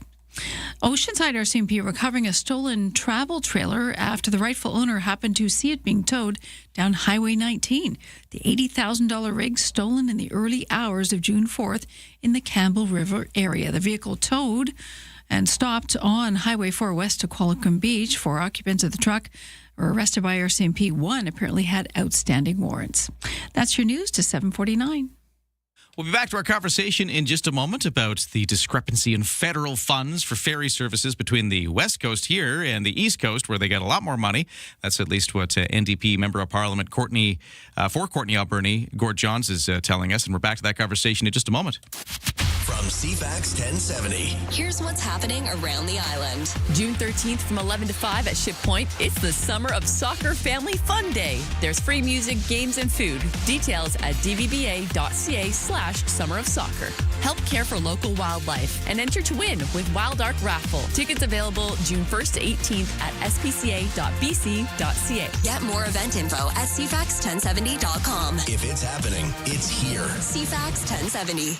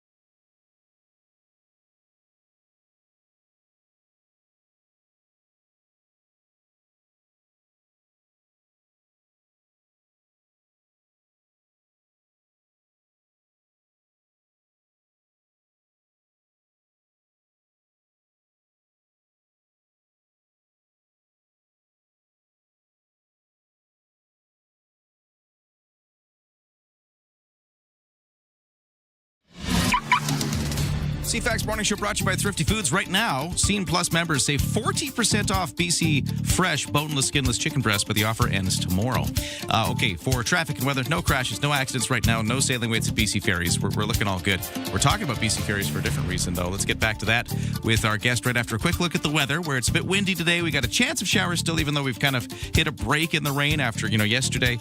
Quite a bit fell in the afternoon and overnight, but now we're kind of clearing up a little bit. Still a chance of showers, though, through the day and some wind before it really gets back to some summer-like conditions tomorrow. Don't attempt your morning commute without us. Ryan and Lisa, mornings on CFAX 1070. Oh, so many people weighing in on this issue. A texter at 71010 says, learning of the ferry subsidy discrepancy is mind-blowing. Add on that BC Ferries doesn't have a frequent traveler program from Vancouver Island to the mainland, and it's no wonder we're feeling it in the wallet. We're talking about this with Gord Johns, NDP Member of Parliament for Courtenay Alberni. Thanks so much for holding on the line and talking to us today. Yeah, no worries. This is a really important issue to all of us. I mean, this is be significant timing with the PT7 process and the review that's coming up, and future fare pressures and service challenges will be central to that review, obviously, and so. Renewed federal provincial funding and a new agreement, a modernized agreement, is absolutely critical. It's not sustainable for British Columbia to continue carrying such a disproportionate share of the burden for infrastructure that serves our essential transportation needs. I mean, we don't have a choice as coastal communities on how we're going to commute back and forth to connect us to Canada and North America. So what's happening in Parliament? We kind of mentioned there is a petition in Nanaimo, started by a Nanaimo fellow who's trying to get some awareness of this. What's going on in the House of Commons when it comes to this issue as far as what you're trying to raise? Yeah, so first we developed this petition together with Cameron Leckenby, former BC Ferry worker, who's a long time been an advocate and concerned about the cost of ferries and certainly the unfair playing field for the federal and provincial contributions on this. And so we've got an e-petition running, I think 7474. People can just Google federal ferry funding e-petition and they can get on board. We need them to sign it. We need to send a strong message to Ottawa. I created a written petition on the same language as the e-petition, literally went around my riding last weekend, and I had not a single person not wanting or willing to sign the petition. So collecting written petition signatures, that I only need 25 signatures. I can rise in the House. I already have. I've already got one certified, been up in question period. Did a late show last week where I dragged the government in late at night. I'm dragging them in tonight, likely going to be around midnight because we're doing late night sittings. But I'm going to come back and force them to debate this issue again. And I've written a letter to Gregor Robertson, the Federal Minister of Infrastructure. And, we're using every tool and every lever we've got to put pressure on the government to modernize this agreement so that we get federal ferry funding fairness for coastal people. Is it as simple as just saying, hey, just, what you've done in the East Coast, do it to us as far as, the amounts? Is it as easy as that? I do believe it is because, Mark Carney proved that last year. July 25th, he announced that he was going to decrease ferry costs for Marine Atlantic by 50%. And August 1st, that commitment came into play. So it took him 6 days to implement a significant contribution to ferry users on the East Coast. He could do the same on the West Coast. And, I mean, they continually, use every argument they can to say that they're contributors. Well, they're contributing 3% to the overall costs of running BC ferries. On the East Coast, it's 43%. The provincial government here in BC is contributing 24%. So, I mean, the unequal share is real. And when we look at, some of their responses, they say, well, we supported you through COVID, but so did they with all of the Atlantic ferries to the same amount. When you look at per employee and overall supports, they contribute hundreds of millions of dollars. Then they go and they say, well, we're giving you a loan through the Canada Infrastructure Bank. Well, loans welcome, but it's not a subsidy. It has to be repaid by ferry users. And when you look at the loan, the financing agreement that'll save, in terms of interest costs over 25 years, that equates to about $26 million annually in avoided interest costs. But by comparison, when you look at East Coast ferry systems, they receive hundreds of millions of dollars annually in direct federal ferry operating costs and capital support. So I'm not saying the interest savings aren't helpful, but they're not the same as ongoing federal funding when it comes to operational costs for ferries. And we want fairness, and that's all we're asking for. Texter at 71010 says, I currently have 2 ferry reservations in July for a car and 2 passengers on the East Coast. The one from PEI is about $45. That's car and 2 passengers. And the one from North Sydney to Newfoundland is about $95. So I guess just trying to give an example in real dollars what some of these discrepancies are. And that sounds a lot cheaper than here. Yeah, you look at the ferry from Newfoundland to Sydney, and it's about the same amount of time as it is from Haida Gwaii to Prince Rupert. It's about $313 for a family of 4 to go from Haida Gwaii to Rupert, and it's $53 for a family of 4 to go from Newfoundland to Nova Scotia. I mean, this is what I'm talking about. This has a huge impact on, in terms of our economy, on people's, way of life. And, right now, we're facing severe service reductions or increased costs if we don't modernize this agreement. This is critical to connecting communities. Like I said, it's an essential marine highway, connects workers, families, businesses, truckers, supply chains in our communities to the rest of Canada. We pay the same amount of taxes federally in coastal British Columbia as they do on the East Coast. This needs to be revisited. Gord Johns is the Member of Parliament for Courtenay Alberni with the NDP, and as you heard, he's going to be bringing this up in the House of Commons again as he's trying to make the case that, hey, federal government, why don't you give BC the same ferry subsidies that you give to the ferry systems of the East Coast, which is, as we learned, massively more than what we get here. Thank you so much for walking us through the issue. Can we follow up if you get any progress on this? I would love to talk to you again. Yeah, absolutely. I'll be pushing hard. Again, I want to thank the province of BC. I mean, they invested $500 million to keep ferry fares low. They increased service to 10 routes, and made it easier for seniors to travel Monday to Thursday, as by relieving their costs. But I mean, the province can't sustain this. They need federal support. I'll be pushing for that tonight and tomorrow and the next day. One last text, just because it's fun. Texter says, the population of PEI is only like 150, and don't they have a bridge too? Yeah. So, that's it. They even have connecting routes that are getting subsidies. So we can go on forever about this. The unfairness is it's so crystal clear. There is no genuine argument that this agreement doesn't need to be modernized. All right, we'll talk again soon. Thank you so much for your time. Okay, thanks so much for having me. All right, we got to leave it there, but I don't want to leave that alone. I'll get the Member of Parliament back on the line as that story develops. But it's kind of a good thing that I think Vancouver Islanders are finally just saying, enough. You treat us fairly. Okay, we'll get back to that at some point once we get a development. But right now, we'll take a break for the 8 o'clock news.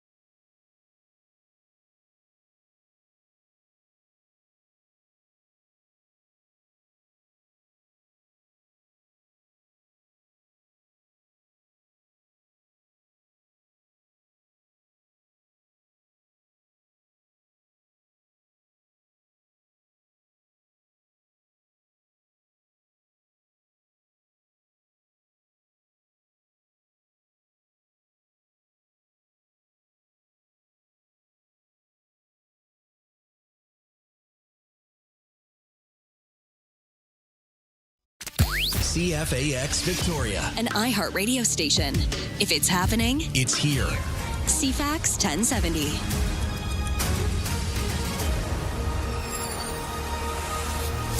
It's 8:01 on Tuesday, June 9th. Windy day with a chance of showers still lingering, but we're through the most of the rain, it seems. A full forecast to come. Talk about the weather after the news. Here it is, the 8 o'clock report with Lisa Best. Across the pond, last-minute work underway to ensure BC Place Stadium is shining, ready to host 7 FIFA World Cup games starting on Saturday. A temporary grass playing surface grown in BC installed over the stadium's artificial turf for this soccer tournament.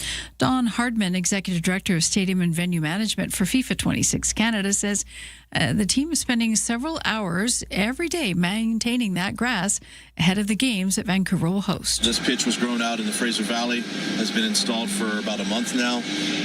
Underneath this is where all the magic is with irrigation, vacuum ventilation system, everything that we require to make this pitch sustainable and playable for 5 or 6 weeks. Vancouver hosting 7, Toronto 6, 14 other cities across the U.S. and Mexico hosting games during the expanded 48-team event. An Air Canada pilot arrested on fraud charges, now unemployed, after it was determined he flew thousands of people on hundreds of flights without the proper licensing. Officials say the investigation began after a random certification check revealed inconsistencies. The airline denies safety was ever compromised, saying all pilots at Air Canada undergo mandatory recurrent training every 6 months, but acknowledging the licensing process is essential. The airline saying it takes this matter with utmost seriousness.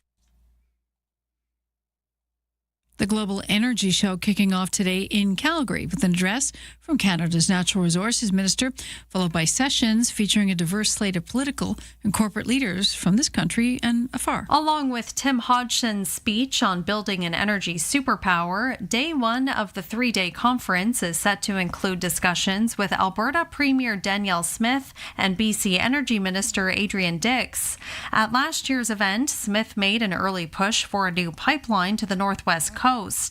The annual trade show and conference is expected to draw 30,000 attendees, many of them coming from overseas.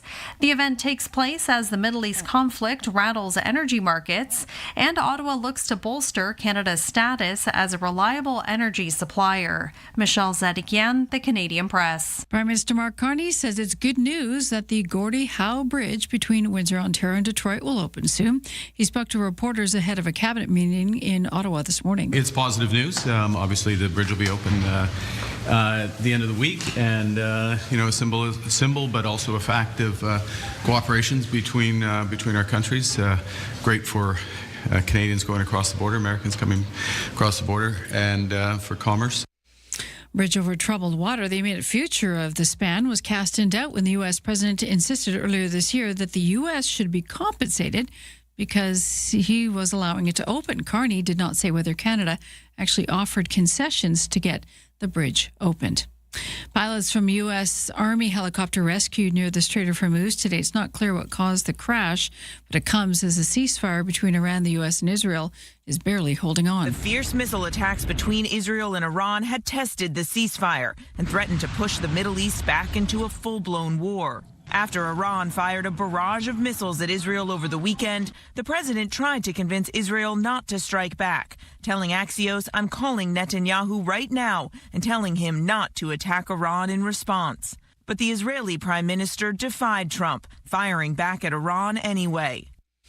And a surreal development in the death of Hollywood director Rob Reiner and his wife. Rob Reiner's son, Nick, is seeking funds from a trust his parents established. He says he needs the money for his defense against charges that he killed them. His attorneys filed a petition in Los Angeles County Court saying trustees have unjustly denied him access to the funds. Nick Reiner has pleaded not guilty to 2 counts of murder.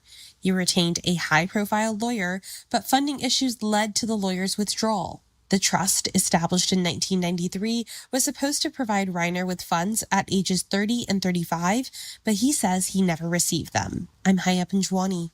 And that's your news to 8:06.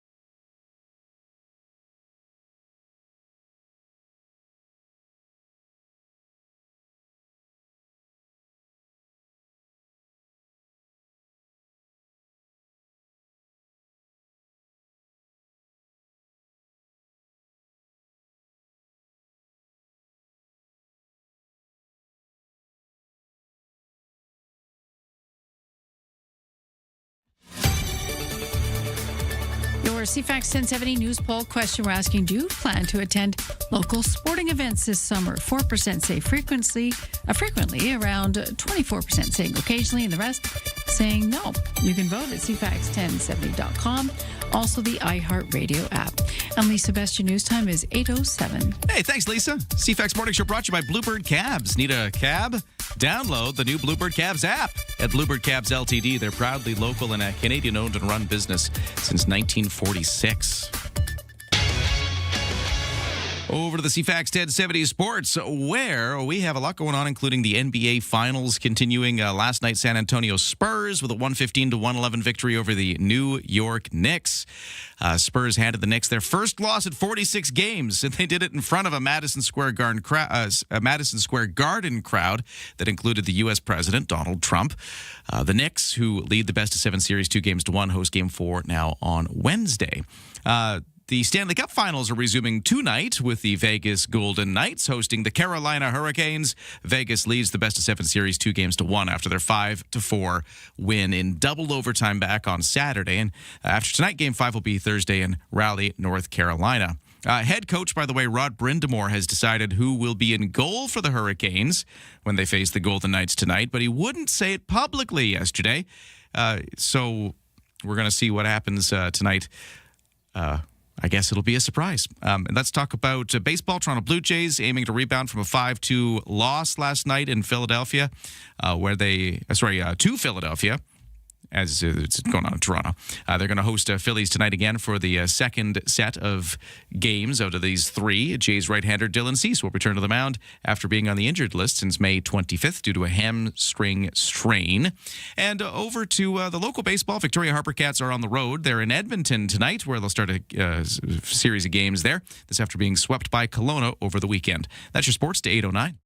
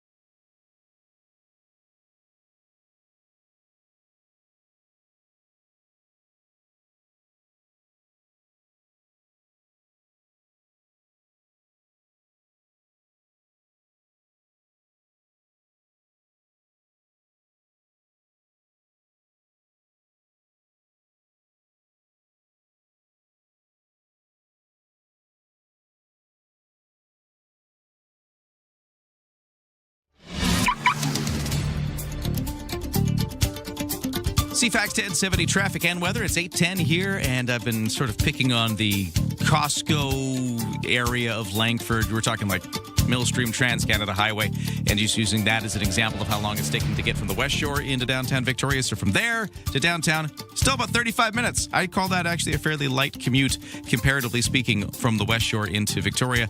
It's looking kind of similar all around. If you have any other updates, let me know. There is a report of a fender bender of some kind on West Saanich Road. It's just up a little bit from where Interurban mixes into West Saanich Road. I don't know if it's causing any issues, though. Just a small fender bender reported at that location. If you have any updates, text me at 71010. BC Ferries, no sailing waits, and the weather. We got lots going on because we had the overnight rain and the rain afternoon. I'm missing some words there. We had the rain in the afternoon and the rain overnight. It's kind of eased off now. We've just got this mix of sun and cloud with us right now, but there's still a small chance of showers with us today, and it's getting quite breezy, particularly as the afternoon hits. Gusts up to 70 kilometers an hour off the Juan de Fuca Strait, and a high temperature of 16 today. But this is the last of these unsettled January days, because as of tomorrow, the sun's out. Highs 18. Thursday, sunny, highs of 20. Friday, sunny, highs of 21. Saturday, sunny, highs of 25. Sunday, sunny, highs of 28. Just keeps going up. Right now, it's 10 degrees. CFAX 1070 Business News, checking the markets. Well, after everything started the day way up, now things are coming down. S&P TSX in Toronto has now dropped 101 points compared to yesterday, down to 34,377. The Dow is still up, just not quite as up. It's up 37 points to 50,823. The Nasdaq down 206 to 25,723. Canadian dollar at 71.7 cents US, which is basically where it was yesterday. Just up a fraction of a fraction of a fraction of a penny from yesterday's close. Thanks for starting your day with us. Ryan and Lisa, mornings on CFAX 1070. Well, it's been years now of us being told that self-driving cars are going to be here one day. The robo-taxis will be taking us around, all of that. I don't think it's quite here yet, but we are starting to see things like hands-free driver assistance systems creeping into some vehicles. How do you feel about the self-driving car thing, Lisa? Me personally? Yeah. No. I'm Not good. for you? Not for me. I'd rather drive it myself. I mean, I'm an instructor. Well, that's what I was thinking. You'd probably have an opinion on this. Well, the thing is, for some people, I can see it being a benefit. I know those backup cameras are a big benefit for some people. I just find them confusing because I like to turn my head. But I understand if you have mobility issues or if you have spatial issues or if you just don't feel confident with it, those things, those new tools are really beneficial.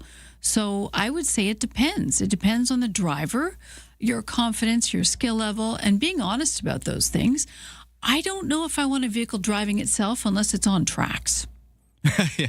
Well, what about this kind of level? Because this hands-free driver assistance thing, which is not quite self-driving. This isn't you just like get into the car, just does everything for you. Okay. But there's some systems out now that will do certain things on certain roads where they've got it all mapped out and figured out, where they will take care of some of the steering, some of the speed for you. You're still supposed to be paying attention and driving, but Yeah, I'm back on supposed to. Supposed to be, yeah. That's the big caveat there. I don't like machine doing the work for me when it comes to something that crucial, but that's me personally. I think that if they can get the technology right, absolutely. And perhaps it could save lives because in my world, accidents, collisions should not happen. You know, it's usually human fault that collisions, unless it's mechanical or even if it's weather related, is still human caused. So yeah, it's a really provocative environment, isn't it? It's a new world, basically, where it was similar to when we're talking about AI taking over.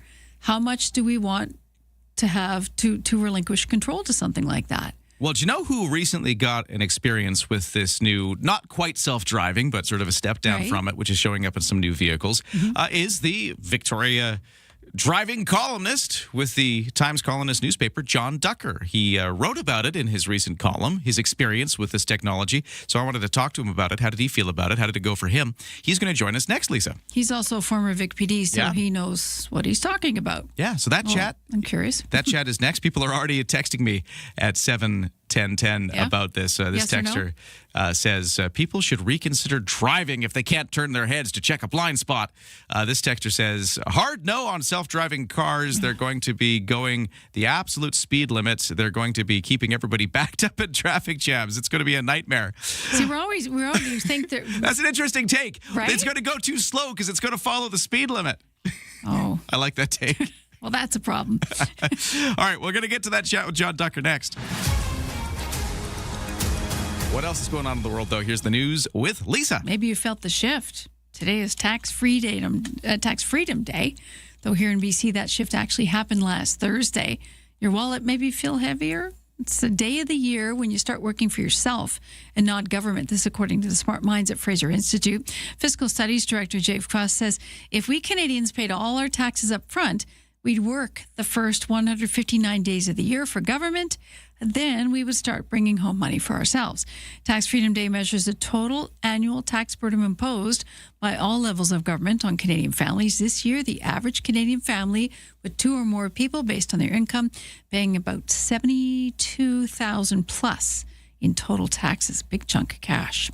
Some survivors of military sexual misconduct says the Liberal government's proposed military justice reforms do not give victims enough choice in how their cases are handled. The bill would transfer investigations and prosecutions of sexual offences committed in Canada by military members to civilian police and the courts. Survivors testifying before a Senate committee say they wanted victims to be able to choose between the civilian and military justice systems. Defense Minister Dave McGuinty says the legislation is needed to rebuild trust following reviews that shows confidence in the military justice system was lagging. And wild salmon season starts today in the waters around Port Alberni. Harvesters are bound for Barclay Sound for the first commercial sockeye opening of the year. An estimated 7.5 million Fraser River sockeye expected to return this year, marking the largest forecast return since 2018. That is your headline news to 8:17. Texter at 71010 says, we run the full self-driving on our Tesla. A year ago, if you asked me whether I would drive an electric car, I would have told you absolutely no. And when I said full self-driving, I would have said no. But it's actually awesome. And no, it doesn't keep you at the 50 kilometer an hour speed limit. You set the parameters, says the texter. Okay. Then this texter at 71010 says, self-driving cars are all you see in San Francisco. There are at least 5 on every block. Interesting. Wow. Well, we're going to talk a bit about this with John Ducker, driving columnist with the Times Colonist, next.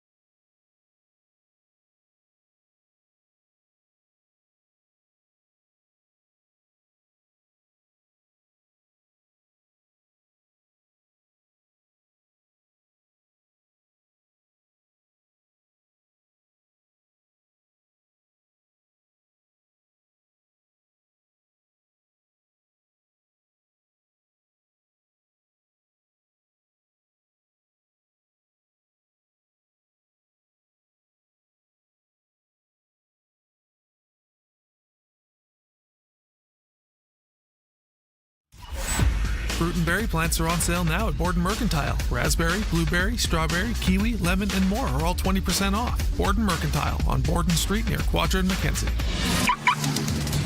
CFAX traffic and weather. The time in Victoria is 20 after 8. I was mentioning earlier that there looked like there was a fender bender, a small one on West Saanich Road just past Interurban. If you were heading northbound, it looks like that's all cleared up.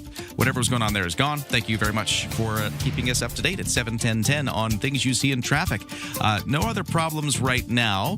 If you are driving around in the city of Victoria, Cook and Hillside, they're doing the signal lights right now. That's causing a single lane alternating situation. So that's going to be a bit of a tie-up today. Watch out for that. And then there's the ongoing gas line work quadrant around Caledonia. So look out for those spots today in construction, among the others. For the weather, cloudy for the most part, but some sunny breaks today. We do have a chance of showers still.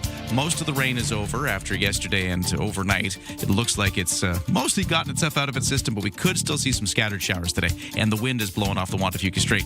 It's all over tomorrow because we get into some summer-like conditions as of Wednesday beyond. Just have to get through today. Temperatures around the region starting to warm up a little bit. 13 degrees now at the University of Victoria. In Langford, it's 12. In the kitchen, in the car, and at the office. Ryan and Lisa, mornings on CFAX 1070. Take us with you. Listen live on the free iHeartRadio app. It's not quite full self-driving, but a lot of cars nowadays are equipped with different levels of sort of assisting you in your driving. And somebody who's experienced this recently is the columnist the driving columnist with the Times Colonist newspaper, John Ducker, former Vic PD officer as well, who's joining us on the line. Sir, how you doing? Good. How are you today? Great. Always great to talk driving with you. And you recently wrote about your experience with the new hands-free driver assistance technology. But before we talk about what you experienced, let's just sort of define this based on all of the talk we've had about self-driving cars, which do exist. Talk about how this is not quite that. Right. So the crew that I went with from General Motors was very quick to point out that this is not a self-driving car, and their terminology for it is hands-free driver assistance technology. And they pointed out a few times through our test run that this is system is a co-pilot, not an autopilot system. You have to be engaged with the car at all times. Otherwise, the system essentially warns you and shuts itself off. What does it do? So if it's not fully driving the car, what is it doing? Right. So what it does, and this is based on a very short test because they were actually doing a cross Canada tour and starting at mile 0 in Victoria. But what it is capable of doing in my short time was it will regulate speed just based on like a kind of cruise control system. It will keep you centered in the lane. It will automatically keep distance away from a vehicle in front of you, and even to the point where if you're approaching a slower vehicle, say in the right-hand lane, it will make sure everything is clear. It will signal, and it will change lanes, and it will pass the slower vehicle all on its own. And that was a very interesting experience because I wasn't ready for that. And the problem I had was that we were nearing the top of the Malahad, and I knew that the road was going to narrow down to one lane, but clearly the system didn't. My human judgment would have been that I wouldn't have passed that. It was a delivery van. I wouldn't have passed that van because I knew the road was narrowing. But it was quite capable of doing it. And the protection is that as soon as you take control, grab the wheel, and tell it you're engaged, that you take over. I was encouraged by the thought that it doesn't take over from you. It doesn't know better than you do, but it's definitely something you have to get used to. But how is that not full self-driving? Because it sounds like it was doing all these things for you. Right. Well, now don't get the impression that I'm totally on side with this and selling. Yeah. Oh no.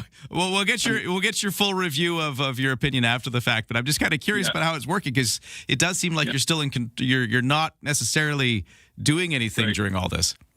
So the key to me was there's a like a bump or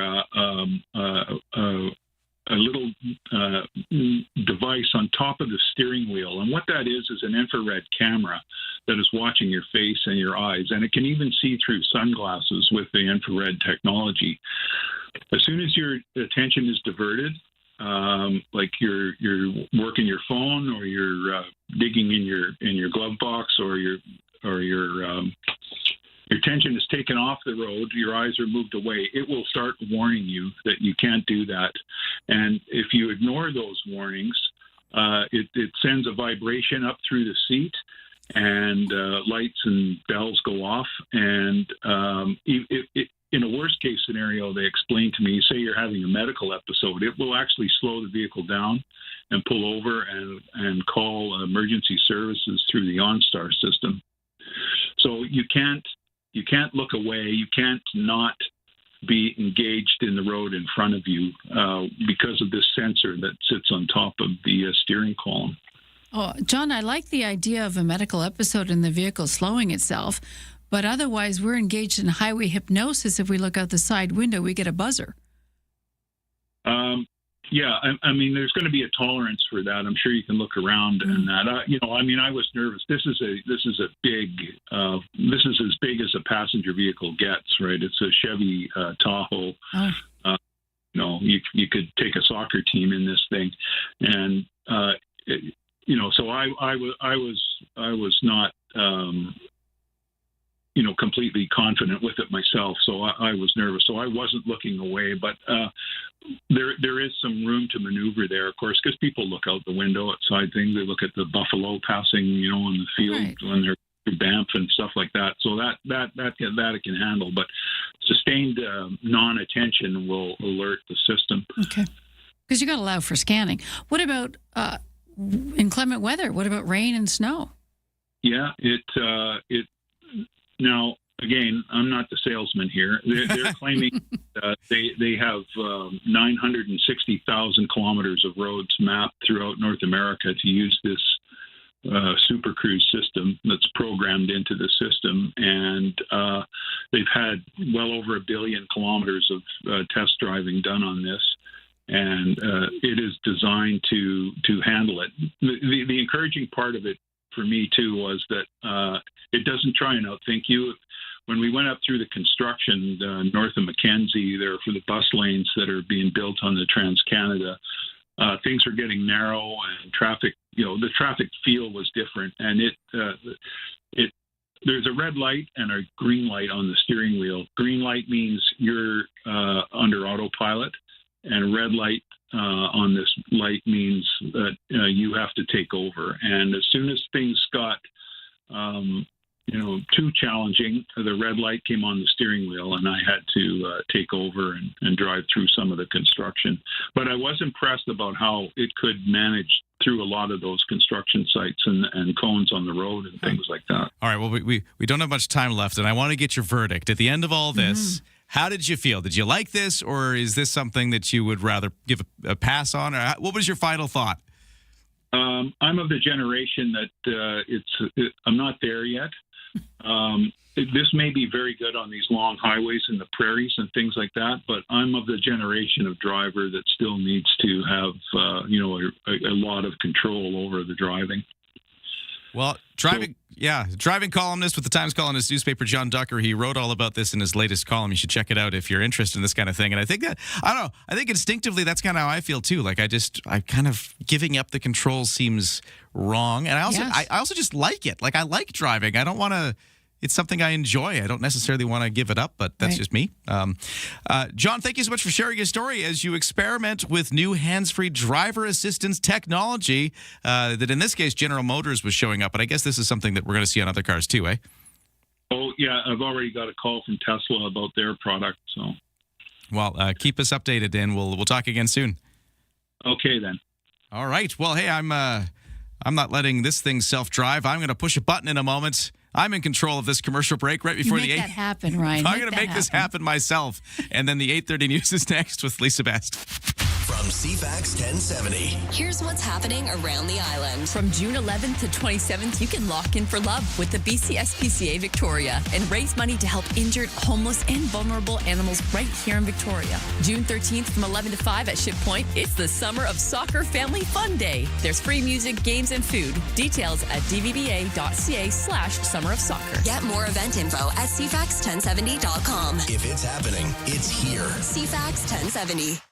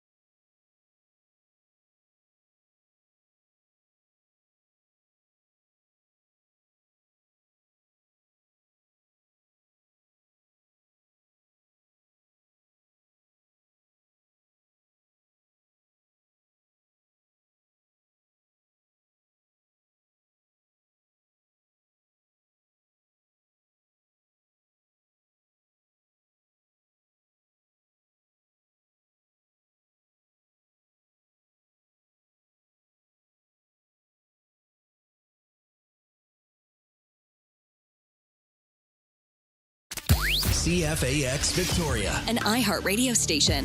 If it's happening, It's here. CFAX 1070. It's 8:32 on Tuesday, June the 9th. Mix of sun and cloud right now, but we still have a chance of showers and a lot of wind on the way for Greater Victoria. That's all coming up in weather in just a moment.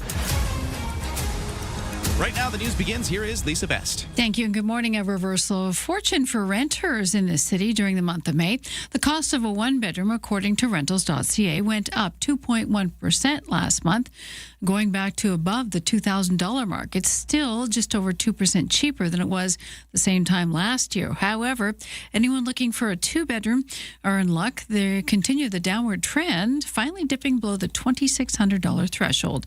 Two bedrooms locally down 3.9% from May of last year. Last minute work underway to ensure BC Place Stadium ready to host the FIFA World Cup games, all 7 of them starting Saturday in Vancouver. That temporary grass playing surface was installed over the stadium's artificial turf for the duration of the tournament. Don Hardman is Executive Director of Stadium and Venue Management for FIFA 26 Canada. He says UV lights, an irrigation system, and a vacuum ventilation system are all being used to ensure the grass grows and stays healthy. The pitch team is really on here many hours a day. It doesn't happen just on game day, but we are maintaining this over about a month before the first match, and then it'll be a continual process with a great team of experts. BC Place will stage 7 matches total, starting with Australia versus Turkey on Saturday. Toronto hosting the first of 6 games on Friday night, and that will feature Canada against Bosnia-Herzegovina. Toronto is in trouble for detailing its move to purchase and then resell FIFA tickets for a profit. That's to help cover the controversially high cost of hosting the games. It comes as ticket prices have been among the most dominant headlines leading into Friday's kickoff in that city, leaving many fans priced out of the market. CTV's Sean Lathong has more. According to the city, all FIFA host cities are able to purchase 1.5% of tickets in their city, which is believed to be about 3,500 tickets in Toronto. The city choosing to sell the tickets and use the money to help pay for their share of hosting the games and not using the municipal property tax base. Somebody's making money there. A statement from Toronto's mayor confirms about 450 corporate hospitality and donor packages have been sold, saying the model helped to reduce the amount of tax dollars needed to fund the 6 games in that city. In the Summer of Rock trending across North America, the rockers we'll see on stage in Canada over the next few months, a lot of them have a patina on them. We've seen this a little bit with jazz artists and with blues artists, where being old and being a veteran comes a little bit of cachet with it. But we always used to make fun of all these old rockers on the road. That's freelance music publicist Eric Alper says the current political climate with war, reverence for placing ridicule for old performers seeking the spotlight once more. And the cynical side of it is like, yeah, they need the money. They're surrounded by people who won't say no to them. And sometimes that's true. But the more interesting answer to me, it's all psychological. These people have spent 50 and 60 years on the road and stopping. It's not logical to them. It is, in fact, not what they do anymore, but it's who they are as a human. CFAX 1070 continues the Summer of Rock contest, part of the movement thanks to Sax Point Pub. Still to come, the Guns N' Roses concert, August 29th. We're sending someone and a friend across the pond. You're going to see Axl Rose, who's 64 and slash 60, running around on stage. That's your news to 8:36.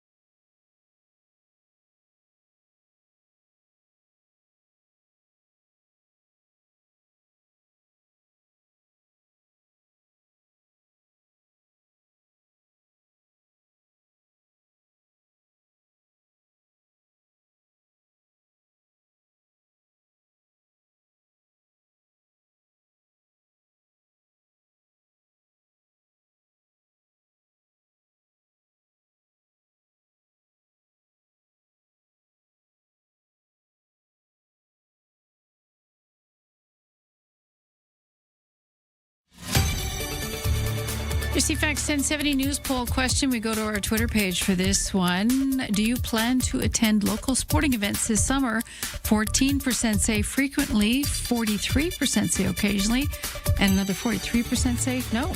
You can vote CFAX1070.com, Twitter X, and also the iHeartRadio app. And Lisa, best your news time is 8:37. Thanks, Lisa. Small chance of showers today. A little wind off the water. Actually, I should say a lot of wind off the water. Some pretty big gusts off the Juan de Fuca Strait today as we continue with January. But it is starting to clear up as of tomorrow and get much more summery. Let's tell you all about it and weather in just a moment. But first, over to the sports. Right-hander Dylan Cease goes to the mound when the Toronto Blue Jays continue their home series with the Philadelphia Phillies. Cease has been on the injured list since May 25th with a hamstring strain. The Phillies, who won the opener 5-2 last night, are countering with right-hander Zach Wheeler. Victoria Harbor Cats on the local baseball front are on the road. They're in Edmonton tonight to start a series there. The Stanley Cup Final is resumed tonight. Vegas Golden Knights hosting the Carolina Hurricanes. Vegas leads the best-of-7 series 2-1 after a 5-4 win in double overtime on Saturday night, and then Game 5 will be Thursday in Raleigh, North Carolina. NBA Finals last night saw the San Antonio Spurs with a 115-111 win. So the Spurs have their first win of the NBA Final. Got past the New York Knicks 115-111 last night with U.S. President Donald Trump in attendance at Madison Square Garden. Did you hear the boos? There was some boos going on there. The Knicks lead the best-of-7 series 2-1 and will host Game 4 tomorrow night. That is your CFAX Sports to 8:39.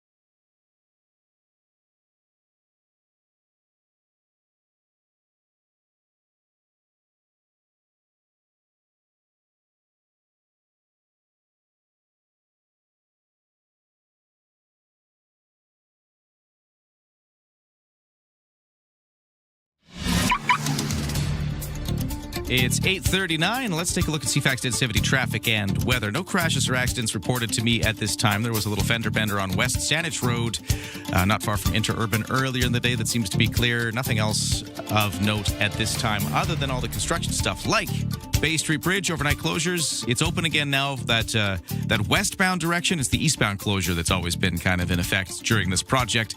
But there's a full closure overnight. There was last night. There will be again tonight and the night after. That's 7 p.m. to 7 a.m. that you can't go any direction on the Bay Street Bridge. Gas main work on Quadra near Caledonia. We've got signal lights being installed at Hillside and Cook, which is going to cause single-lane traffic squeezes there through the day today. For the weather forecast, cloudy, but some sunny breaks. I'm looking outside at a bit of blue sky, at least where I'm looking. But it's going to be a chance of showers still for today with some wind off the Juan de Fuca Strait and highs of 16. Tonight, it starts to clear up, lows down to 9. Then we're into sunshine tomorrow, highs of 18. Thursday, highs of 20 in the sun. Friday, highs of 21 in the sun. Saturday, highs of 25 in the sun. Sunday, highs of 28 in the sun. Just keeps going up. Right now, we're starting to warm up into the day a little bit. If you are in, let's take a look at View Royal, where it is 13 degrees right now. In Oak Bay, it is also 13. On the markets, S&P TSX down 34 points to 34,444. The Dow is also now down 92 points to 50,693. The Nasdaq down 324 to 25,605. Canadian dollar at 71.6 cents US. That's now down a little bit from yesterday's close. Ryan and Lisa. Mornings on CFAX 1070. Remember, you have us in the palm of your hand. For listeners on the go, listen live on the free iHeartRadio app. We always love it when you join the conversation at 7-10-10. A lot of messages about all the topics we've been talking about today, including the self-driving car thing we were just talking about with John Ducker, the driving columnist. Yes. And I'll get to those in just a moment. But I do also have this text message about the ferry funding discrepancy. The federal government gives way more ferry subsidy money to the east coast of this country than they do to us here with BC ferries by like a lot. It's like $1 something per person or per ride or whatever it was versus like $300 per person or ride on the other side of the country, which was ridiculous how just different that is. And so that is why NDP member of parliament from right here on Vancouver Island, Gord Johns, worked with an Nanaimo guy about this petition, petitioning the government to basically bring fairness to ferry funding. That's what they're trying to do. And he was talking to us about it. And this texter at 71010 says, hey, do you have the petition number for that petition you guys were talking about with the ferries? I would like to go and sign it. Well, I can tell you the number, if you want to know the actual number, is E7474. On the Parliament of Canada website, but you can actually just simply Google BC Ferries petition and it'll come up pretty quick. But it is the official one on the Parliament of Canada or the ourcommons.ca website under petitions. It is E7474 is the not very sexy title. But Exactly. It is so easy to remember. Which is why I just Google searched ferry petition, House of Commons, and you'll get there. But hey, if you missed that conversation, it was really interesting, a little infuriating. Yes. And you can find it after the show. You can follow Ryan and Lisa the podcast on any of your favorite podcast services. But of course, fairly recently, we did get this all up on YouTube. You can watch this show live on YouTube by streaming it, or you can look at the clips after the fact. And if you do find us there, give us a like and subscribe, because my 11-year-old is making fun of me for not having enough subscribers on our new YouTube. Okay, what does he say to you? Well, he says, Dad, I'm proud of you, but, look at the subscriber numbers. Right. And then he'll go to, like, some child screaming about Fortnite, and he'll be like, look at this YouTuber. He's got real numbers. 2 million followers. So, well, it takes time. Yeah. Help me out. Help me look good in front of my 11-year-old. Help me help you. By giving us a subscribe on the new CFAX YouTube page. It is new, so that's my excuse. Sparkling. Okay, but other texters weighing in on this fascinating conversation we had with John Ducker from the Times Colonist, and there's another one you can go find after the show if you missed it, about self-driving. So self-driving cars, we've been hearing about these coming for us.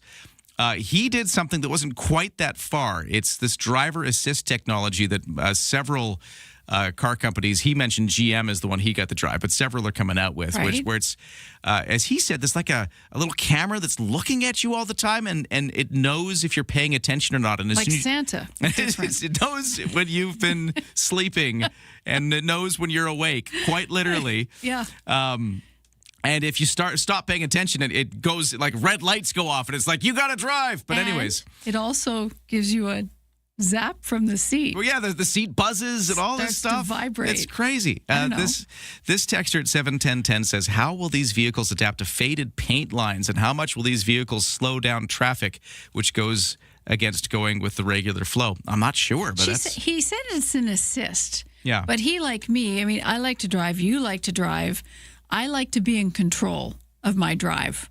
And when it comes to assist, I will take any technology that's going to help. Think automatic braking system. Yeah, right? if it sees that a car just slammed its brakes in front of you and you haven't noticed and it does it for you, that's cool. As a human reaction, you're going to slam on the brakes and your brakes are going to seize, and that can cause a bigger collision. Whereas if ABS, it's the statical on the brakes basically that stops the brakes from seizing.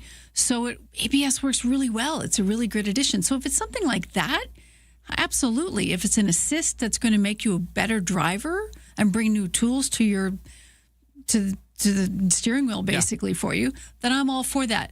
But something taking over, meh. This texter at 71010 says, good morning, Ryan and Lisa. I just looked at an SUV that can pull out of a tight parking spot without a driver inside the vehicle. This would be great for me when other vehicles are parked too close, as I have a physical handicap. The other day, somebody parked their big truck over the dividing line, leaving me 8 inches to try to get into my vehicle. So there's a good example of where this could be useful. Wow. And then this texter says, good morning, Ryan and Lisa. A friend drives long haul. The company he drives for is starting to use more electronic devices in the trucks to monitor his driving. Well, that kind of sounds like the thing that this thing is doing. Yeah. The texter goes on to say, recently while on the highway, his truck almost would not let him change lanes quickly because the computer did not recognize the person lying on the highway as a person. Computers do not have the critical thinking skills. That's from texter Chris. There's Interesting. a classic example of where you need to be in control. And a computer just doesn't have those human qualities. So very good example. Thank you for sharing that. I understand for long-haul drivers, this may be a good thing, especially for companies to put in place. Your drivers aren't falling asleep or, texting me on the wheel, whatever the case.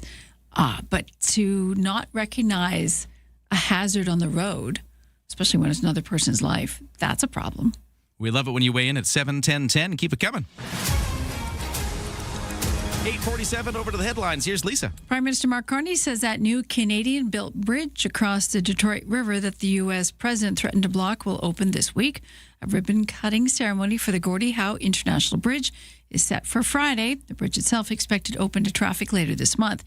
Donald Trump demanded in February that Canada turn over at least half of the ownership of the bridge to the U.S. federal government and agree to other unspecified demands in his latest salvo of cross-border trade issues. That bridge connects Ontario and Michigan. It's a vital economic artery between our countries. It was expected to open earlier this year, but with this spat, it's taken a bit longer. Some survivors of military sexual misconduct says the Liberal government's proposed military justice reforms don't give victims enough choice in how their cases are handled. The bill would transfer investigations and prosecutions of sexual offenses committed in Canada by military members to civilian police and courts. Survivors testifying before a Senate committee say they wanted victims to be able to choose whatever system they wanted to use. Defense Minister David McGuinty says the legislation is needed to rebuild trust and follow reviews that found confidence in the military system was lacking. And long championed as a leader in adopting digital technology, Sweden is now set to ban mobile phones in schools starting the fall for back to school. It's part of a broad international reversal on the use of screens in classrooms. The past 3 years, Sweden's center-right coalition government has pursued a policy making it a priority to do more reading and less screen time by favoring books and other traditional learning tools. One lawmaker says officials have seen a decline in the general ability to read and write, especially among younger students. And that's your news to 8:49. Cool story happening in Port Alberni. The community is gathering today as part of a pitch to feature in HGTV's Takeover. That's cool. Hometown Takeover, which is essentially a makeover show for municipalities with a focus on reviving local businesses and public spaces. Let's talk to Port Alberni about what they're trying to do here in just a moment after traffic and weather. An iHeartRadio experience. You and a pal in Montreal at Osheaga with 4 nights at Residence Inn downtown Montreal. Flights from Porter Airlines, 2 weekend gold tickets, and $1,000 cash. Please welcome Lord, Zara Larson, T. McRae, Somber, 21 Pilots, and more. Download iHeartRadio. Listen to this station for 10 minutes and enter to win Osheaga 2026. Every day you listen is another chance to win.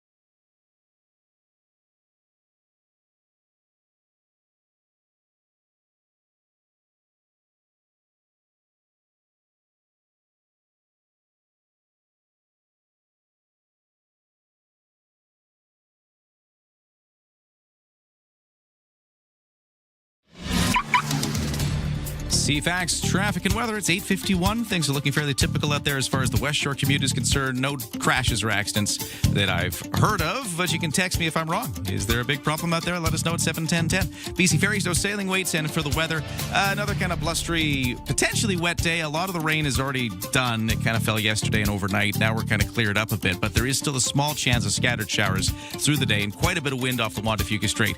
It all changes tomorrow. We're back to sunshine tomorrow, right through the week and into the weekend, with temperatures really starting to warm up.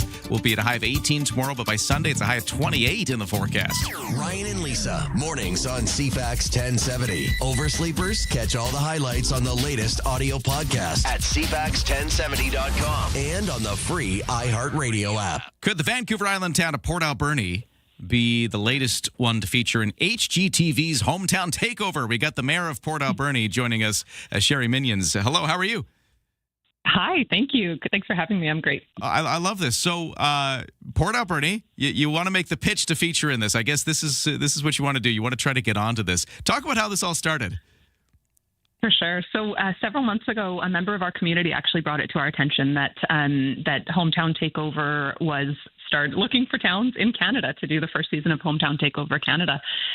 One of our community members actually nominated us, and we started to look into it, started to learn really about what that opportunity was, and we put our names forward, and we've kind of been in that process ever since. What happens if you get on this? What's the show trying to do?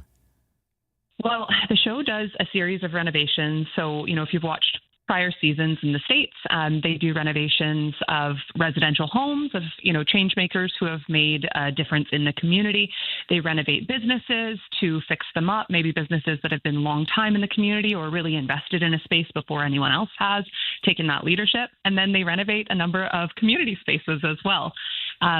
So, they really come in and they make over a town, and especially towns that have had, struggles like ours. We've had a lot of difficulty. We've always come through stronger, and they really help bring those towns back to life. Do they pay for it? Sorry, do they pay for it? Yeah, they do. Okay. Like obviously a big amount of investment into a community. But yeah, really, really exciting. And I think a big part of what comes with it as well is obviously just the tourism from getting to showcase your community and on a spotlight like HGTV. Oh yeah, that's a huge side bonus. And obviously, while they're doing it, while they're doing all these renovations and fixing up the buildings and things, it's all getting filmed. So you got to have a camera crew in town for, I guess, weeks, months. How long does this take? Yeah, well, we don't know exactly how long it takes. We're still obviously in the process. We haven't won yet. We're very optimistic, very hopeful, but definitely prior seasons that we've seen and that we've spoken to other communities, they're usually in the community for a few months doing all the renovations. Right. So you're trying to convince them to do this, and that gets us to today. Apparently, a bunch of residents in Port Alberni gathering on the harbor front, right, to make a pitch. What's going to happen today? Yeah, so, bright and early Tuesday morning, we already have, I would say, a couple hundred people here. Our events start shortly. It's really just intended to be, a big community celebration, show the pride that our community has and just the energy that, people care so much about this community that they will come out on what we thought would be a rainy morning, but it's beautiful and sunny here in Port Alberni. And they are going to come out and just celebrate and help us show HGTV why they should come to Port Alberni. That's so cool. So what happens next then? Like, is this part of your submission and then you get to find out at some point if they've picked you, or do you know who the competition is? I'm just so curious about how this all works. I know. Well, there's not a whole lot of information out there about how it all works. So, we don't necessarily have all those answers yet. What we do know is we are, many communities have been kind of excluded and told that they haven't won. We know that we're still in the running. Okay. We think we have a really good chance. We're really optimistic, and we're hoping that this will be that final push to show why they should come to Port Alberni. Is there anything anybody can do to help out? So, we're, obviously some people are gathering at the harbor right now in Port Alberni to try to, get a big showcase going on. If anybody else really wants to see Port Alberni show up on HGTV as part of their hometown takeover, is there a way people can, boost you somehow? Yeah, I think the biggest thing that people can do, if they're not here in town, we want people to share their stories about why they love Port Alberni. I think this community has touched so many people in so many different ways over the years. But we want people to talk about why Port Alberni is a great town, why HGTV should choose us. I think we've really made so much progress on our own, and this is the opportunity that could sort of, just push us over the edge in such a positive way. So we're extremely excited. Our community has really shown up today. We're going to get started shortly with a bit of an event, some speeches.